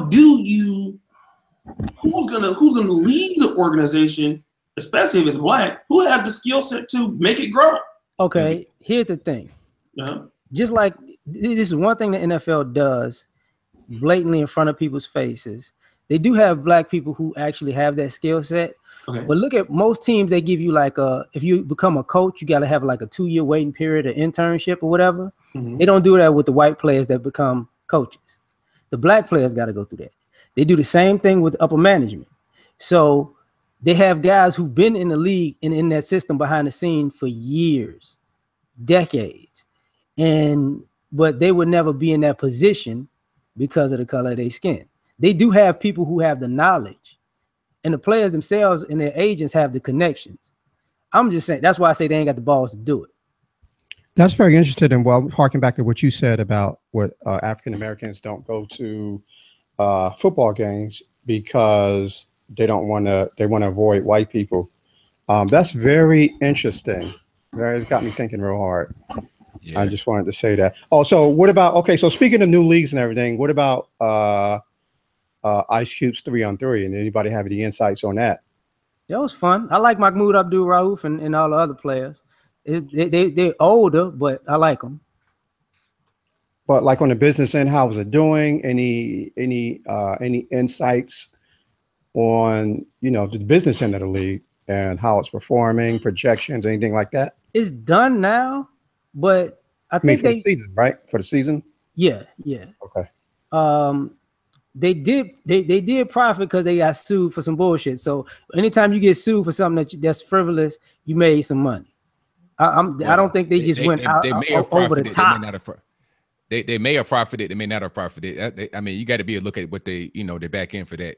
Yeah, but they think about it, 6 players or 5 or whatever, plus the coaches and the owners, plus the stadiums and the TV revenue, you know, because they didn't necessarily sell out, but they didn't have to because of the amount of people. And they still had TV revenue. Well, you got to think about how much money did they put into it, how much money did they get out of it, and it's much more than just what you name. You're talking about the people that work, the people that do the TV production, everybody, people that work in the stadiums, people that have to. Then you got to talk about insurances, health insurances, all kind of liabilities you got to take care of, all kind of stuff. Then you got investors that may have paid money into it, their own money, and if you got a line of credit, you got to pay that plus interest, all that kind of stuff like that. So you got to think about all the money that was dumped into it, and then how much money was gained back. I doubt they've broken their profit yet. They're probably going to look at it from a few years perspective, maybe like a 5-year, 36 months, maybe 5 to 10 years. Because think about how much money they put into it versus how much money they're going to be able to get back every year. And then the first year may be doing well because it had a lot of fanfare, had a big marketing campaign or whatever. But what about the ensuing years? How about 5 years from now? Where is it going to be? Is it going to be an increase or will it decline? Honestly, I think it's going to increase because they're not going to just get retired players anymore. You got to remember about the guys who actually are current talents that probably went overseas because they got tired of this country. They'll come back. Do you think you'll be able to make more in a professional league overseas or with Ice Cube 3-on-3? The way it's set up, that's the touchy thing because like the way they get paid overseas is different. Plus the tax rate overseas. So it's just they might wind up even breaking even with the number, but the players might come back because it's more home. It's more of a they don't have to pay as much. They don't have to get paid like after the season is over. They can actually get like checks as they go. You know what I'm saying? So they got advantages and disadvantages. It depends on who's taking what. So speaking of new leagues, there's another new basketball league. I think I shared this with O'Shea. Global Mixed Gender Basketball League. Master P is the owner. And let you in on a little secret. So quiet as is kept. So the owner lives around the corner from me of the league. Master P is the president. He's also a team owner. So the owner actually tapped me to live broadcast the first game. The first game was Saturday in Las Vegas. I was supposed to live stream that, and they decided not to live stream the game at the last minute because supposedly they were unpolished. They didn't want to look bad and, whatever, but just as quiet as kept. Well, I'll share this with you in private. I'm not going to say that. I'm not going to say that. Just okay. I like a little bit, right? Keep that on the low. Yeah. Yeah. I'll share some insights with y'all, but I got an inside track on that, as far as the owner, but it's just hard. There's so many incidentals, indemnity, insurance. Yes. Let me just put it this way: the owner had a little trouble paying all his people incidentals. That's as far as, and a lot of it was volunteer work for a lot of people. I'm gonna leave it at that. Yeah, I mean, it's a lot of stuff that goes into it. People may just see the finished product, but they don't see what goes on behind the scenes. Like, I work in business. I see just even on a small scale, brick and mortar, people don't understand all of what goes into it, the day-to-day stuff. I've seen owners, be just working so hard to get the last little bit of money to pay their employees. I'm talking about like on the 0 hour. So you're talking about on a small scale like that. Imagine when you scale it up to having Absolutely. A big stadium. Then what if it's not your stadium? Then you got to pay all kind of stuff to the people that actually own it, insurance, the crew that comes to do the TV production. Like, think about the credits you see after like a movie or something like that. A lot of those same people will work on each basketball game or football game to make it look like, a whole ecosystem. Yes. Whole ecosystem devoted to producing a game. And so that's another thing, though, with the NFL, they get a lot of incentives from the government. They get a lot of tax breaks. The powers that be, they all know each other. With that being said, if a black league was formed, would they have like an inside track on the, getting relief and tax relief from the government, or will they be overcharged on everything like we normally are? Overcharged like a mother. Right. Let me do this real quick. Let me go back into the camera. I want to talk a little bit more about the racial injustice piece. And we kind of have that discussion because this is a black male show. Let's kind of revisit that because it's a hot topic. Mr. Black from Black Men for Taking Our Community Back. I did send you a link. I think Steve, he probably gonna wait. We typically do a late night Brother Pill tonight, but let's do this. I want to shout out to everybody that's watching right now. I know it's late. Some of you niggas will not make it to work tomorrow on time due to watching this shit. So, you only have last warning, motherfucker. Make sure. And I've been rolling up 7 times already. Yeah, you niggas know you be late, motherfucker. So like the video, you guys. We really appreciate you guys. When we started this podcast, I didn't think that a lot of brothers was really gonna be feeling it, but this is like almost like our 35th episode. Anthony Brian Logan has been here at least 20 times, I'm pretty sure. So it's been turning out, really good for brothers to have this podcast on YouTube. So like the videos, I do want to shout out some people who've been financially supporting it. Yaha Ahmed, our super chat, thank you. You're going to take your money and go buy some strippers tonight, midget ones at the Jerry Redwood. Thank you for your stripper donations. I ain't had no ass in a while, so I'm going to get it the shortest. I'll support tricking for the record. Because you niggas know, I can't stop. And it's getting cold. I start typically spending my money on fat bitches around this time of year in Poland. So this is what I do. Let's get back to initially. I know we talked about it already. Let's start with Anthony. Let's kind of talk about this racial injustice piece. Anthony, I gotta put the pressure on you real quick. Let's do it, man. I'm ready. About my fuckery real quick. I love fuckery. I love it. Word. I love fuckery. I love it. This whole piece that we've been talking about. Kaepernick says this is about racial injustice. Okay. Now, obviously, there are some black players who feel that there is racial injustice in America towards blacks. Now, can we say that there is no racial injustice towards blacks, and Kaepernick, at least at that point, doesn't make a legitimate argument that, hey, the reasons why I'm taking the stand, even though maybe it shouldn't have been on NFL time at all, I think it was done, but there is racial injustice right now towards African Americans. Do you feel that is an inaccurate statement? And if so, why not? Well, I'm gonna say this. I think there may be some racial injustice towards blacks, but not enough to make this whole big standover. I think there's much more issue. I think there's bigger issues out there that we should tackle. I mean, I think that's just something that it's like low-hanging fruit. There's much more that we do to each other and to ourselves every day that really should be tackled. I mean, let's talk about the single-parent household rate. Is that racial injustice? You're talking about 72% single-parent households. That creates a lot of the people that go to the penitentiary due to not having a father in their life as a productive example of how to go forward. You know what I'm saying? Like, isn't that more of an issue? How about the suicide rate amongst black men? That spiked, I think, 100% over a 2-year period recently. Shouldn't we be talking about that? Is that racial injustice? There's a lot of different things that are going on with us right now, the hypertension and diabetes, stuff like that we should be talking about rather than the occasional mishap at the hands of the police where it could be racial injustice, or maybe it's not. People are focused on that because it's sexy, it brings a lot of drama, it brings a lot of attention, but not the things that actually impact us on a daily, everyday basis. The murder rate, oh my God, like you're talking about out of all the people that are murdered in the United States, over 50% of them are black males. You know, but we're only 13% of the population as a total black populace. That's out of proportion. We're not talking about that. We're talking about people doing things to us. That's like the lowest of the low.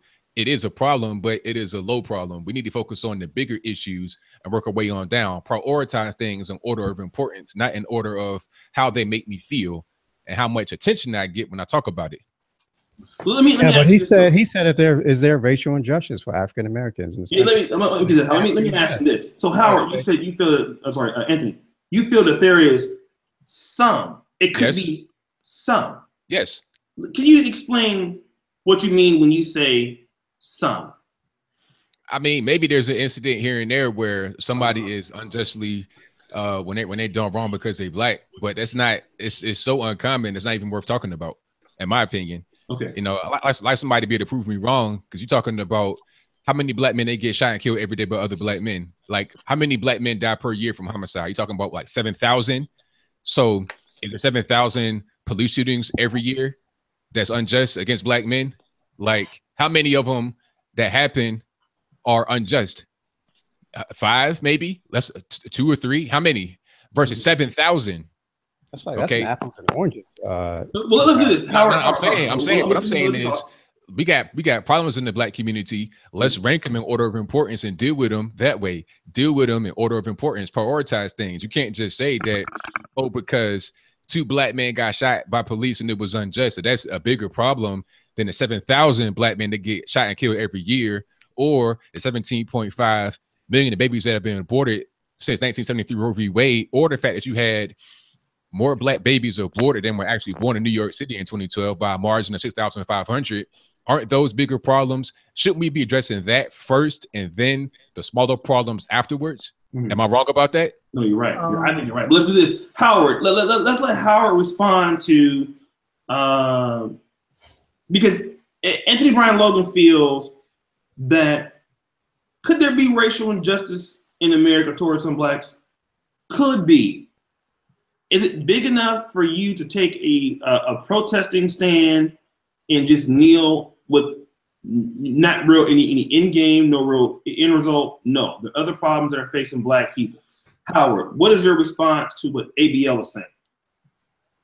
Man, that's a tough one, man, because it's like, you know, our roaches in the front room, rats in the back. Do I concentrate on the roaches or do I concentrate on the rats, or both? Apples and oranges. What am I trying to say? That it's hard for me. I can't get my thoughts together, but yes, there is racial injustice. Systemic. See, here's the thing. When we talk about racial injustice, it's not something that just happened in the vacuum. All of a sudden, you know, just discrimination. I hear something moving around and shit. But sorry, that's me. I'm sorry. Let me just see. Okay, go ahead, Howard. Man, I don't even know where to start, because start from the top. Let's start here. Hold on. O'Shea, hold on. I'll see it to a person more intelligent than me that they can tackle that, man. Okay. I can't wrap my head around. Okay. Let's go to LER. Let's let LER go to it. We'll get Mr. Black involved. It is kind of a tough question. How about this? Let's go ahead. Huh? Our problems in this country, our dysfunctions, in some ways are cyclical historically, because there's some things we happen to us, and then whether it's in a positive or negative, it phases out and something else pops up. But the racism in this country has always been consistent. That hasn't been a cyclical thing, whether it's education, systematic, you know, law, whatever, you know. Now, I don't think there's been a day, there hasn't been a day in America, America as a country, as a government, where racism didn't exist. Now, and despite, let me just jump in, and despite most African Americans being conservative, all the way up to the 50s when most of our population were still in the South, and we wore suits every day. We went to church every Sunday. I'm sorry, continue. Now, our dysfunctions that may have came from that, or the ones that we created on our own, we do need to take responsibility for those. I think it's what are the ones we do on our own? Results of racial oppression. But go ahead. Like when people like the low group esteem. You know, we got high self-esteem as individuals and low self-esteem for us as a group. We don't treat each other well. Yeah, it's true. You know, that is something you can blame on racism, and you can blame on us being assholes to each other. No, I think that we don't treat each other well is the end result of a whole bunch of just a myriad of things where you just say, fuck it, you don't care. We're in this rat race. We all compete for the meager amount of resources. So it's dog eat dog, kill or be killed. You know what I mean? Kings of the wild frontier. I'm going to outdo you. I'm going to kill you. But see, that mentality itself, that's something that we have to fix amongst each other, because dog eat dog means somebody's dead, and a dead dog looks just like me. That mentality comes from not having two parents in the household to tell you how to behave amongst each other, to be able to work together. Because a lot of what's going on right now, did not exist in the previous time. Like my man said, you know, back in the pre-60s, where we had, suit and tie every day, going to church every day. You had mommy and daddy telling you how to behave. A lot of that as what has been the result of the destruction of the family. It's clear, it's evidenced. No, but we were at that time period when we were mostly conservative, we were still the victims of violent racial oppression, mainly in the South, but in the North too. You know, blacks coming up to the North. The first probably is that the second Great Migration. The first Great Migration was the Civil War to work in the armaments and in the factories up north, and they were met with a lot of resistance. You even had cities like Philadelphia that went on shut down their wartime factories to protest black people coming up from the South and getting jobs. You're right about that. So, my point was not about racism. My point was about how we treat each other. My point was that back then we did not treat each other the way we treat each other right now. Racism was most certainly worse back then than it is right now. Can nobody deny that? But the problem that we have right now is not the white man. The problem that we have right now is each other. That's the truth. Let me do this. Let's let Mr. Black, because we have a full panel tonight. I understand that. Let's let Mr. Black from taking our community back. Let's let him weigh in on how he feels about the racism and because this is what it started off of. So we'll now we can kind of go into other subtopics. But welcome to the show, Mr. Black from Black Men Taking Our Community Back, a very, very powerful channel here in the Black sector of YouTube. Very motivational channel, very informative channel. One of my brothers that I really started doing these hangouts with in the first place. Welcome to the show, Mr. Black. What's going on, man? It's a pleasure. It's a pleasure. The first thing I want to say is that big shout out to ABL, because he's breaking it down in a beautiful way. First I got to say that, but I also want to piggyback a little bit on what he kind of talked about too, man. I personally think that all of this is about attention seeking. This is attention seeking behavior at its finest, and it actually disgusts me. It disgusts me because people are looking at them as if they are doing something that is really beneficial to black folk. Like, this is not deep. It's not, it's not beneficial. It's only distracting black folks from real important issues, while at the same time putting making them a meme, because that's all they're doing it for. They're doing it for the memes. And at the same time, it's destroying the NFL. I mean, that's what they're doing. It's what the French call cause soleil, the celebrated cause of the day. Yeah. Let me ask you this. Go ahead, Mr. Black. I'm sorry. No, it's just a sick process that, and the funny, and to hear people try to get self-righteous and indignant about the situation when Trump calls it out for what it really is on its face. It's weird to me. It's just the weirdest thing that people really believe that Colin Kaepernick, because I really believe Colin Kaepernick started it. For one, I think it was a couple reasons. I think for one, he felt a certain kind of way about being biracial, and he wanted to be a little bit more black. And I think for two, he wanted a little bit more attention brought to himself and his lackluster quarterbacking skills. And I think he just wanted to take advantage of the moment. And ultimately, when it's all said and done, after all of the protesting is said and done, black people are going to be in the same position that we've always been in. So let me ask you this. Correct. Which I totally agree. But number one, what are the issues that black people should be focused on? And are those issues that they should be focused on, are white people the cause of the same issues that black people should be focused on right now? I mean, at some point,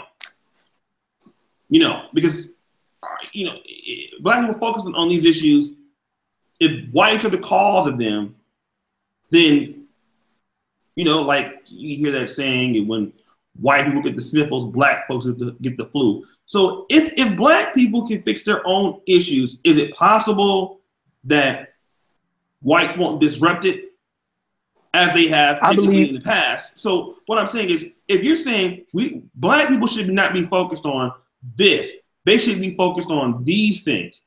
Okay, are whites going to interfere if black people get focused on these certain issues? Yes. I believe they've been trolling us since the start. I believe all elevation meets gravity.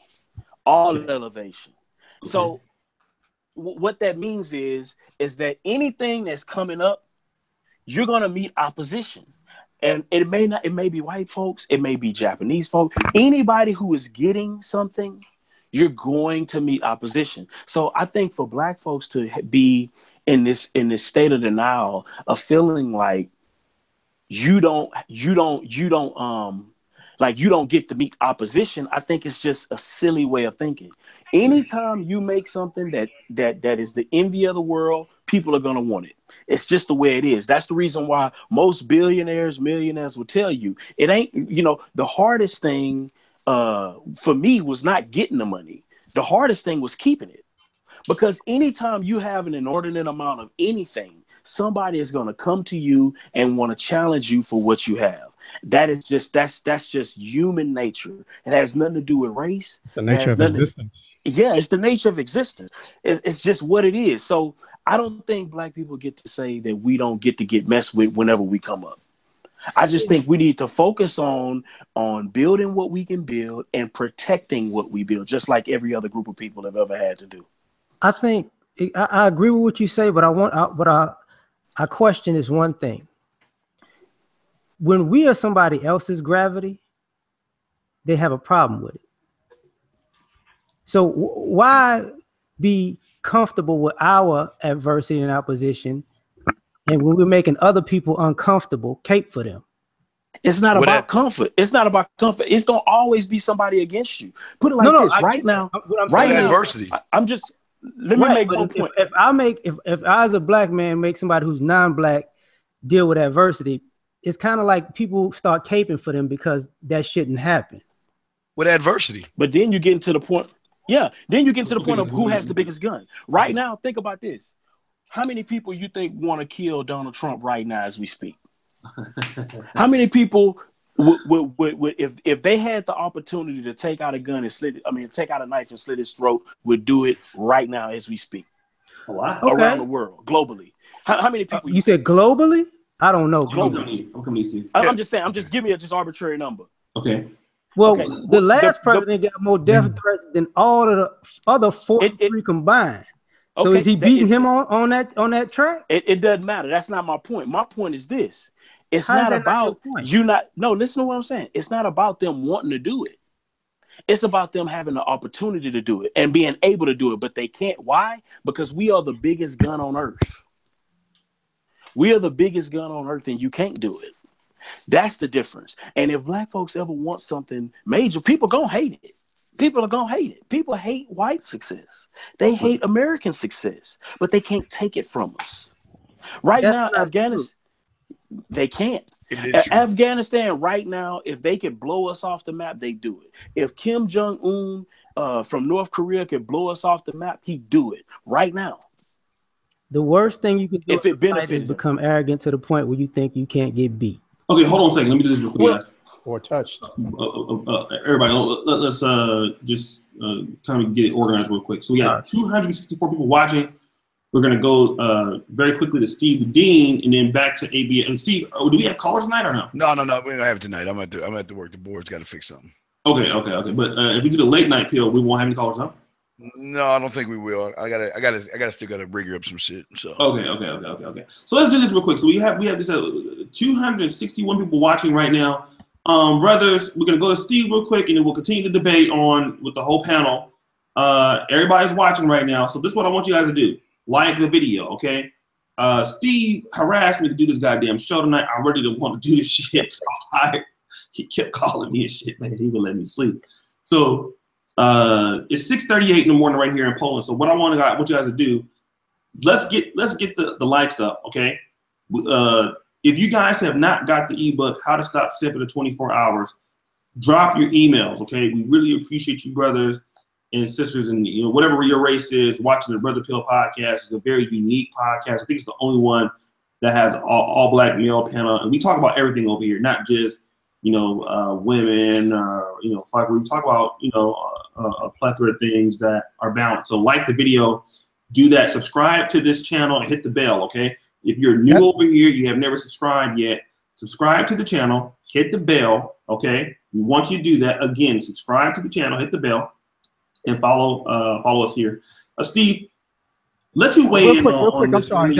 That Simpology ebook was one of the most insightful views into male-female relationships. A must read. Go ahead. I'm sorry.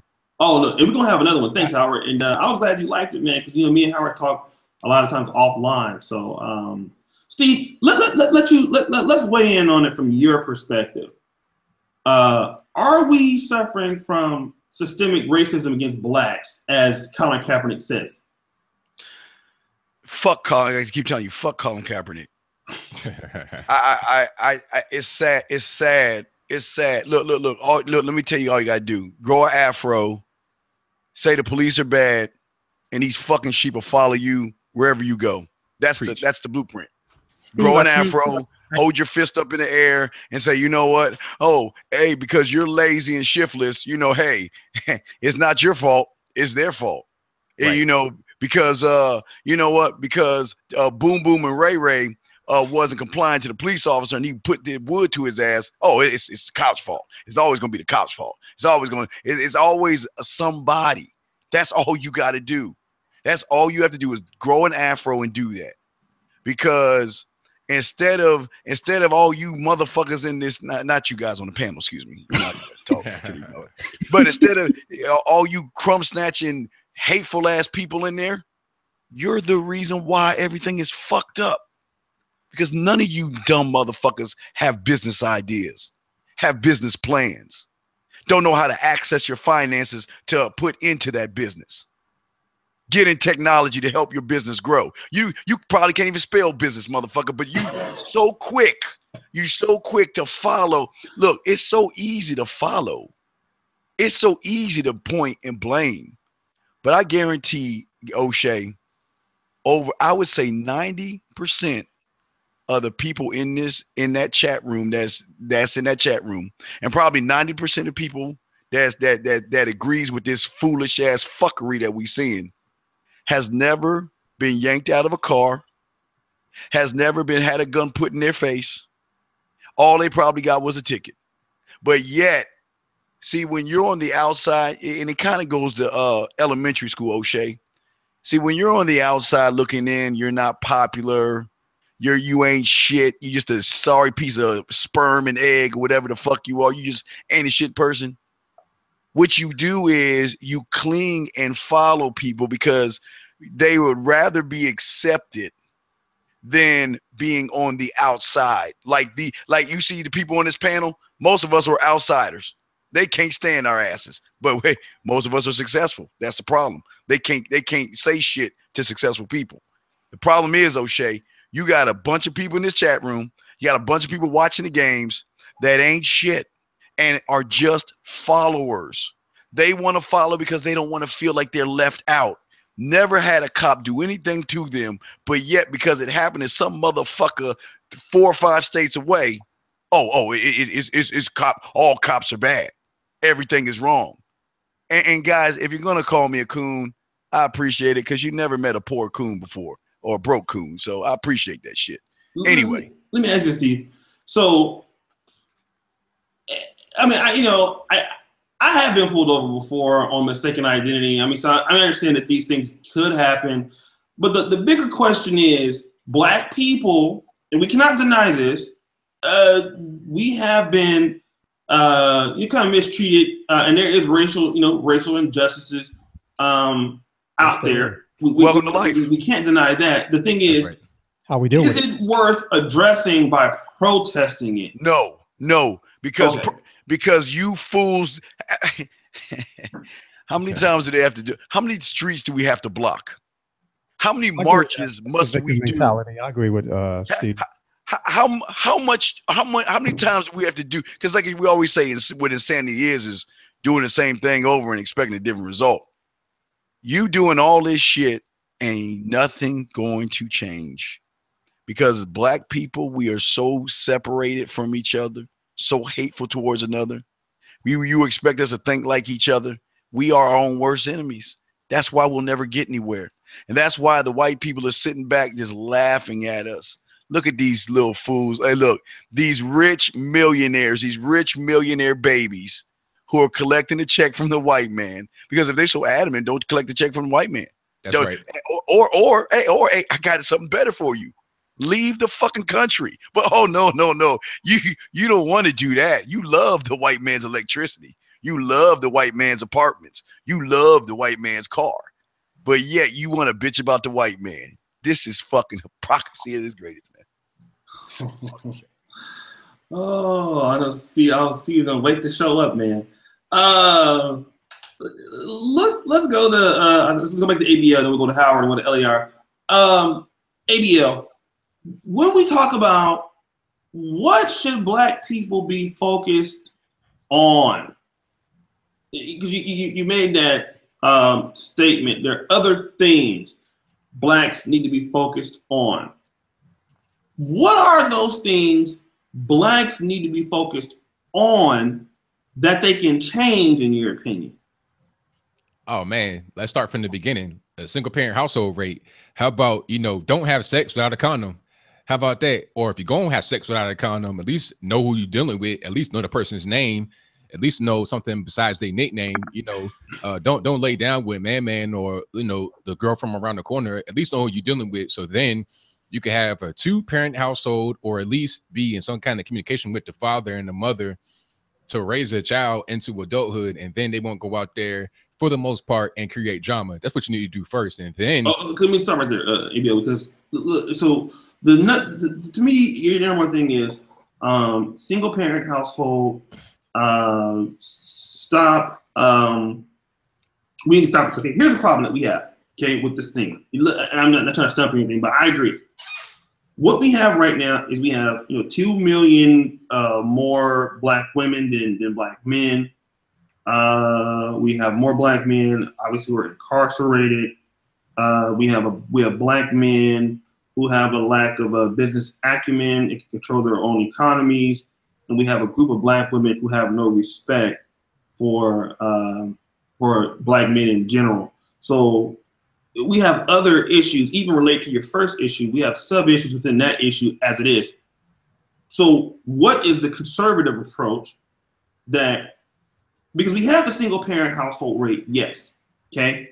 But a lot of these women, when they're selecting males or mates, they don't understand that a guy like Anthony Brian Logan, or a guy like Howard, or a guy like Steve, or a guy like O'Shea, we're the builders of the black community. We are the guys who have left, you know what I mean? And they don't understand that, you can say stop having Pookie Ray Ray and fucking them, but do they know what real masculinity is? Do they know that a guy like ABL is a guy who understands how business works? A guy like Howard, who has like 35 TVs in the background, knows how business works. And this is what he does. A guy like Steve Medina, a guy like LAR Movement, who has a degree in psychology. He understands how business works. We have so many sub issues in that. So what I want to know is, that's lint in my head. how can we attack that besides just saying, okay, it's so don't simple. fuck Pookie, don't fuck Ray Ray. No. I'm not saying don't have sex. I'm saying just wear a condom. It's so simple. Wear a condom. And the thing about it is, you know, at one point in time, you know, not 50 years ago, we had an 80% two-parent household rate. So why can't we go back to that? If we had it before, during the period of time of more racism, more outright violence against blacks from white people, if we can have that back then, why can't we have it now when there's less racism? It doesn't make any sense. I don't see the excuse. Just don't have sex with no condom. Like, at least know you're dealing with first. We got to get rid of the whorish culture we have in the black community and get back to some kind of stability. The whorish nature, the whorish culture we have in the black community. But how do you get back to it though? That's the thing. Like the whole country is on a whorish culture. How about this? Eliminate the welfare state. Okay. Vote people in that's going to reduce the welfare benefits, because that's what's subsidizing the whorish culture right there. Because these women, they don't care about condoms. The men don't either, because they know that at the end of the day, they got Uncle Sam in their back pocket that they'll be able to rely on. These people are not that retarded. They understand what they're doing. They understand the risk they're taking. They know that it's going to be child support. It's going to be WIC, EBT, TANF, all these government assistance programs that are going to be able to save them. Then once you remove that safety net, it's just like this. If you could walk on a tightrope from a 20-story building with a net right up under you and a harness on you, it's different than walking with no net and no harness. You see what I'm saying? You're less likely to take that risk. So that has to happen. It may hurt a few people, but that's fine. Because at the end of the day, the suffering of few will be worth it for the benefit of the many. Okay, let's go to Howard real quick. Howard, what are some issues that I know you live in New York, big black population where you've been, your family's been there for many years, you came from a really good family. What are some things that black people should be addressing instead of protesting, in your opinion? Economics. So when the captives and the slaves were emancipated in 18, what year was the Emancipation Proclamation? 63. Oh, 63? 1863. Okay. Oh, spiffy guy, man. Okay, go ahead. The African American community was very suited to adapt and adjust and to take care of their own, very independent. Why? Because although we were working under duress, nevertheless, the benefits of hard work, work develops character. So, and this sounds corny, but that's one of the upsides of just being, working every day, whether under duress or not. Hard work develops character. So they were able to fare well and sustain themselves and provide for themselves after, after emancipation. So fast forward to the Great Society programs, the LBJ, where they tried to remedy the wrongs of the past and, and basically enabled the welfare state. Well, basically what this is, there was no accountability. So right now we have these generations of motherfuckers that was on welfare, and they were not accountable to anything. So no work, no character development. That's what we are today. A lot of things that we talking about right now, we put a quick fix or quick answers to a real complex set of problems. And, a lot of this shit, this end results of just, years and years of dealing with stuff, generations of the welfare state. These kids out here, they fucking, but there's a reason. There's a real long explanation for that. And just tell somebody, put a condom on and don't fuck Ray Ray. The shit is way more deep than that. And I know y'all know that, but to sum it all up, because I know Shay got to go to bed and shit, right? Economics. I think the black community is frustrated. We're frustrated with our lot in life, and this lashing out at the obvious is a way for us to vent our frustration. But we're dealing with our frustrations the wrong way, man. Work builds character. Oh, too much attention, man. We culturally we're the entertainment committee and shit. Right. We dance, sing, we rap for these people, so we're always in the spotlight, and so there's a lot of racial resentment. They love us and they hate us. You know, we're the punching bag. We're the ones that get targeted because, you know, we're the least of the society. You know, I think it's too much motherfucking sports and entertainment and all that shit, man. We're being steered towards it's an arms race of motherfuckers that's either the flyest niggas, the best athletes, the no offense, O'Shea, the best comedians. Yeah, you one of the best comedians though, and I love comedy.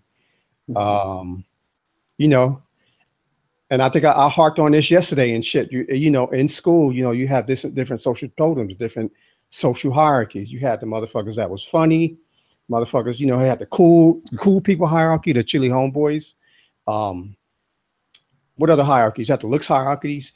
And a lot of people that were on the tops of these hierarchies, those boards, you know, they were interconnected sometimes. And the main thing is that we do all this shit for the ladies, is to get ladies. And that's all we got. You know what I mean? We don't have nothing else but, you know, trying to get money and fuck bitches. I'm all over the place. That's no, you're doing pretty good, man. Next. Yeah, thanks for expounding that. You made a lot of good points, especially about we are attention seeking. Economics is a problem. Let's get to LAR movement, and then once we get to LAR, we'll do, I think ABL and we'll do Steve. It's 6:53 in the morning, man. I want to say fuck Steve for waking me up at like 3 o'clock in the morning. Shit, I want to do this shit. That nigga called me like 10 times, man. Do the show tonight, nigga. Do the show. So, LAR, man, weigh in on this, and you know how you feel about the problems that blacks are addressing. I'm sorry. I think our number one solution will probably be defense. Every good government, country, and community, their first expenditure and the first thing they focus on is defense. Even if you have economics, you won't keep your money because you don't defend it. If you have ingenuity, you won't keep it because you can't defend it. If you got rogue people in the inside who are messing things up, they're going to keep messing things up because you don't defend it. So I think, you know, in this country works the exact same way. What is the GDP mostly spent on? Defense. What is most other successful countries' biggest expenditure? Normally defense. So if you want a solution, first you got to defend, you know, or have a defense and an offense, and then you work from there. Okay. All right, I'm curious. I would go in more detail, but I'm kind of sleepy now and shit, so I can't tonight. I'm tired. All right, let me go to Mr. Black. Just kind of real quick, Mr. Black. What are some of the things that you feel that blacks can be working on as far as? And let me just real quick, Mr. Black. Shout out to Lewis Key, $5 super chat. Shout out to Just Tate. He's donated several times, $10. We believe they will come. Surely they will. Again, we have 255 still watching. Let me do this. Let's get some more likes in the goddamn video. The 250 guys will be off very shortly. Now, I you know, depending on shit, I don't know. If some of you niggas start donating, I might keep it going a little bit more. But you know, and you know, shit. Even my sleep is for sale sometimes, depending on how much money you niggas is giving. But no, get the likes up, 10 more likes, and then depending on what happens, you know, we could go a little bit longer, but. But let's let Mr. Black weigh in on the situation here as to what blacks do. I kind of echo. I hate to say it, but not to be just piggybacking off everything that he says, but I kind of echo actually both of them, man, because I think it's first going to be family. I think family is probably the biggest detriment to our overall success. Yes. As a people, because ultimately that is how you pass down legacy. Without legacy, you won't have generational wealth, and it goes back to even a lot of the things that black folks lost. During Jim Crow and those times, a lot of the reason why we are poor is because we lost a lot of our legacy, and we're never going to build that legacy until we are able to sustain fruitful, productive families. That's it, man. And I think after that, then we start getting into things like defense. But at the same time, and I think also we got to drop the whole blackity black narrative, because we're never going to go back to segregation. So It's going to be about, embracing Americanism and embracing this country as a whole, because we're never going to go back. It's only a fantasy to think that we ever will. The cat is already out the bag. We got too many mulattoes running around here. It's never going back. It's never going back. So even to try to think of it in those terms is just ludicrous, I think. But ultimately, it's building families, man. Mm-hmm. Making America great again. There you go. Boom. Let's see. I think Steve. Steve, did you weigh in already on this? Let's see. He muted. Unmute him. Oh, yeah, I had to mute you because you had a lot of noise. You was making all that crack in the background. Unmute yourself, Steve. Unmute yourself. Unmute. You can't unmute him, O'Shea? What does too many mulattoes mean? What does that mean? No, I said I'm saying it's just gonna be it's too many mulattoes to the point to where we're never going back to segregation. I don't think a lot of people think that we're gonna go back to segregation. We need to separate. That ain't gonna happen. I just don't think it's gonna happen. We're too intertwined. We're already too intertwined enough, so it's not gonna be like it was back in the day. What you're saying? Well, I'm saying I disagree with the family first shit, because most of y'all's not you guys, but the motherfuckers listening and following that silly shit, you're the reason, your family's the reason why you so fucked up in the first place. And all you're going to do is put the same virus that your mom and your grandparents uploaded in them, that they uploaded in you, and you just going to upload it in your fucking ass kids. So put family first? No, don't. This is my good families, not good just families. Good families. Yeah. Well, because this the thing. If you get rid of, you don't have to worry about good families. You know why? Because good families are good. You don't have to worry. We don't have to worry about. It's the thing. If you have to ask, you can't afford it type thing. You don't have to talk about good families, because good families have good structures. I think true conservative ideology in terms of getting rid of stuff I think if you got rid of welfare, you're going to increase the ability of having better families off top, because the weak are going to die out. The problem is we are subsidizing failure. We're subsidizing failed family units. That's the problem. Once you take that subsidy out, whatever you subsidize, you get more of. If you don't subsidize it, you're going to get less of it. And I believe we are breeding a dysfunctional group by subsidizing failure in this country. And and not just black folks, but Americans in general. Yes. I definitely agree. They can't argue. Absolutely. Your work builds character. In other words, let these motherfuckers die out, is what he's saying. Steve, which I know you wouldn't have, but you can't disagree with that, Steve. You came up with slave land. You just said... Steve, you said that you want these niggas to be at the slave land theme park. Remember, hold on. Y'all didn't hear slave land. I said to get in free, get a free pass. They'll get a free pass if they black. They get the fast pass where they get whips and shit to beat them. Tell them the whole thing, man. The whole them. No, you know what it is. It's just. We got a lot of people watching. They don't know what slave land is. Well, for those who don't know what slave land is, it's a place where the majority of you people who ain't gonna be shit in life, that does more harm to black people, need to go to. We need to, instead of locking you up and bring you back in society, we take you to a place maybe off the island of Africa. Matter of fact, we'll set it up on Seal Island, or we could put it next to Disney. But wait, what did Mickey do to us? So let's not put it there. We can put it on Seal Island, the south coast of Africa. You try to swim, the sharks will eat your ass up, which is cool. You can stay there. We'll make it a pay-per-view. We'll take that money and put it back into education. We'll let y'all run amongst yourselves. We'll give you all the weave, chitlins, fucking grape soda that you want. You'll even get a pair of Jordans every year. And you get a knife. And I like orange though. I like orange soda. I don't like. But you ain't a part of slave land though. So you don't get orange soda. You can get orange soda at the concession stand after you whip someone's ass. You can always take your ticket in and get some free soda. So you can get whatever you want. You're okay. You're one of the okay ones. So you don't have to be in there. Have them motherfuckers run around, shoot and kill themselves, make it a pay-per-view, send it through Vegas, take all the proceeds and give it to the education fund, and it is a win-win situation. It is a win-win scenario. We can get rid of black families at the end, because Pookie and Ray Ray and them kind of died out, right? Yeah, we did. That's what I'm saying. We get rid of Pookie. But then the fear would be, if I fuck up, I'm not going to jail. I'm going to slave land. Go there.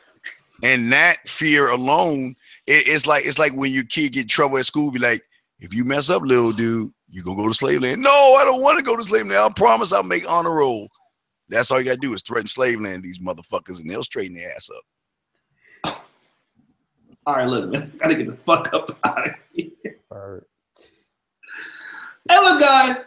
Every time I hear that slave land shit, I gotta leave. I gotta go to bed before I get nightmares and shit. Because I really, my mind starts. I know Anthony Brown. Look, he can't say anything because this is the way his channel is. But I know he's thinking like, that's a good idea, Steve. I be wondering what Anthony Brown. I know he be listening to this shit. I know he can kind of envision it in his mind, like, damn, I really want to say something about this, but my followers is going. I want to know what's going on in his head with Steve. Do you? I'm not gonna ask you on the spot, but I know you've been envisioning some of this shit going on, man. Like niggas running around, stealing grape sodas and shit, and getting like swimming and shit, and had a pay-per-view where all the good black people can watch them. Yeah. Oh yeah, man. they'll even give you popcorn. All right, so listen, man. I want to thank everybody for coming on to the PO tonight. I know it's rather late. The PO's been coming on as of last week, so we'll be back on prime time tomorrow. Hopefully, I just want to thank everybody for supporting the Brother PO podcast. How many podcasts is it, Steve, that we've done so far? Over 35, at least. Shit, I don't even know, bro. It's only been going on for like 6-7 weeks. We've done the late night PO, and we've done this one. So thank you, ABL, LAR Movement, Mr. Black, Howard. This is 246 people watching at 1 o'clock in the morning. This is my secondary channel. This is like, I only have like 10,000 subs on here. So thanks, guys. I really appreciate you. Let's go to ABL. ABL, where can they find you at? All right. Yeah. Thank you for having me, O'Shea. Definitely enjoyed it. Shout out to everybody on the panel. A bunch of good guys. I'm glad we were able to come have simple conversations about things. I really appreciate that. But you can find me on my website at anthonyblogan.com. It should be right there on the screen before you. That is ANTHONY, the letter B, LOGAN. Also go to my Facebook page, facebook.com/Anthony Brian Logan. That is ANTHONY, BRIAN, Also go to my Twitter, twitter.com/Anthony B as in boy Logan, and most importantly go to my YouTube channel, youtube.com/alog. That is youtube.com/ALOGE, and I'm out. Peace. Mr. Black, man, where can we find you at? Pimpin'. Skip me. He's somewhere ordering something. I told you niggas to put motherfucking hot sauce on my goddamn shit. I ain't gonna tell you niggas no more. Skip me. Motherfucker, if you ever in your motherfucking life put some hot sauce on this goddamn yogurt again, I will fuck you niggas up. This is Mr. Black. Black versus the community. All right, no, LAR, where can they find you, dog? Just find me at LAL Movement on YouTube. And if the Cowboys win a division, I'm gonna be here with a hat and a jersey on. How about that? Oh shit. Okay.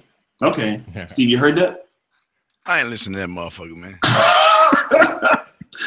Howard, man. I know Howard is not a YouTuber, but hey, Howard, man, let everybody know what you do, man. Because we have some big time YouTubers on here right now. Anthony Brown Logan has over 130,000 subscribers. I'm like nowhere near that. I ain't gonna, because he blowing my subscriber count up. I ain't gonna tell my motherfucking shit. But Steve has almost 10,000. LAR has a lot, a pretty good amount, and Mr. Black. So tell everybody what you actually do. Oh, yeah, broadcast engineer. Check me out, usalivestream.com. It's called USA Livestream because USA is the #1 country. Better than any other shithole out there. You'd rather be here than be in that shithole. But despite that, we do have some problems. You dig? And like the brother said, family first, usalivestream.com. Check it out. Let me do this real quick, man. I wanted to also say this. Howard wanted to start the first black male or first black streaming kind of nation like the Young Turks. And you've seen that before, ABL, right? Young Turks? Yeah. Howard has the ability to do stuff like that. So which is not hard. Anybody can do it. Yeah, I don't know how to do it. You know how to do better. So that was something that that I wanted hopefully by 2018 I want Howard to start a channel up and do that, and for some of us YouTubers to that are in this kind of manosphere community We need something like that over here. It'd be great. I definitely want to be a part of that project and help create content for a channel like that. I think it will take off. So one thing that I found out about doing black male media, and me and Steve went back and forth about this a long time. He's like, man, if you do something for these niggas, they're not gonna support you. You know what I mean? I think, you got to make it entertaining, O'Shea. That's all. Oh yeah, well, you know we can do that. I think what we've shown, and I'm pretty sure even ABL knows this, that this fan base over here supports. This fan base over here supports with money. You guys support with likes. This is a market that pays, right? So you guys have shown people from other facets of YouTube. Let me just say this real quick. Yesterday, me and Steve was on doing a show. Cynthia G was on doing a show at the same time. Okay? No. It was me and Donovan Sharp. Cynthia G had 600 people watching, and we had 200 people watching. And our stream brought in about, maybe 3 or 4 times the amount of money from what someone told me than hers did. So this. How did you qualify that? There was somebody else watching this stream at the same time. That's what they said. I would agree also, probably because people over there just be watching. The liberals don't support. So what I'm saying is, brothers have shown that there's a market for this. Go ahead. How do you know how do you determine that you made more money with less viewers?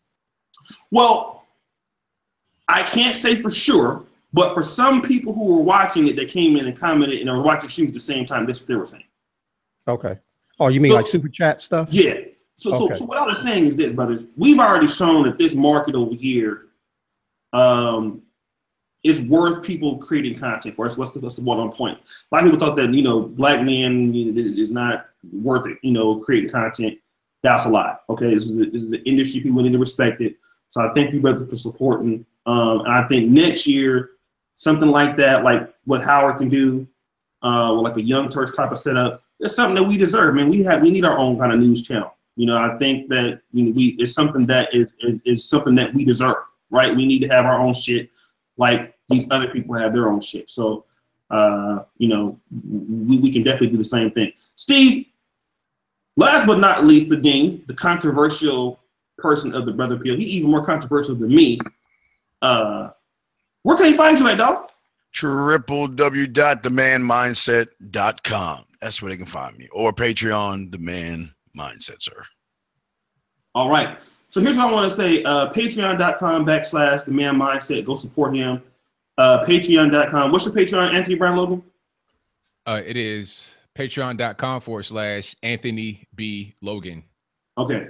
And you niggas in here, y'all already know. Patreon.com/Negro Manosphere. Okay. We need more Patreons to do more shit, more free ebooks. Okay. We're a small group on this side of YouTube, but we're a growing group. We've been doing a lot of shows for you guys like this. Thank you guys for all your hard work. Everybody on this channel that comes on and gives their free time, as we all give our time to this and trying to collaborate and stuff like that. We all grow at the end of the day. So I appreciate you, brothers. Who the fuck is Carla Olsen? Get your troll ass out of here. What the fuck? Get her out of here. All right, look, niggas, I'm getting the fuck out of here, okay? Peace. Appreciate you. Peace. Man.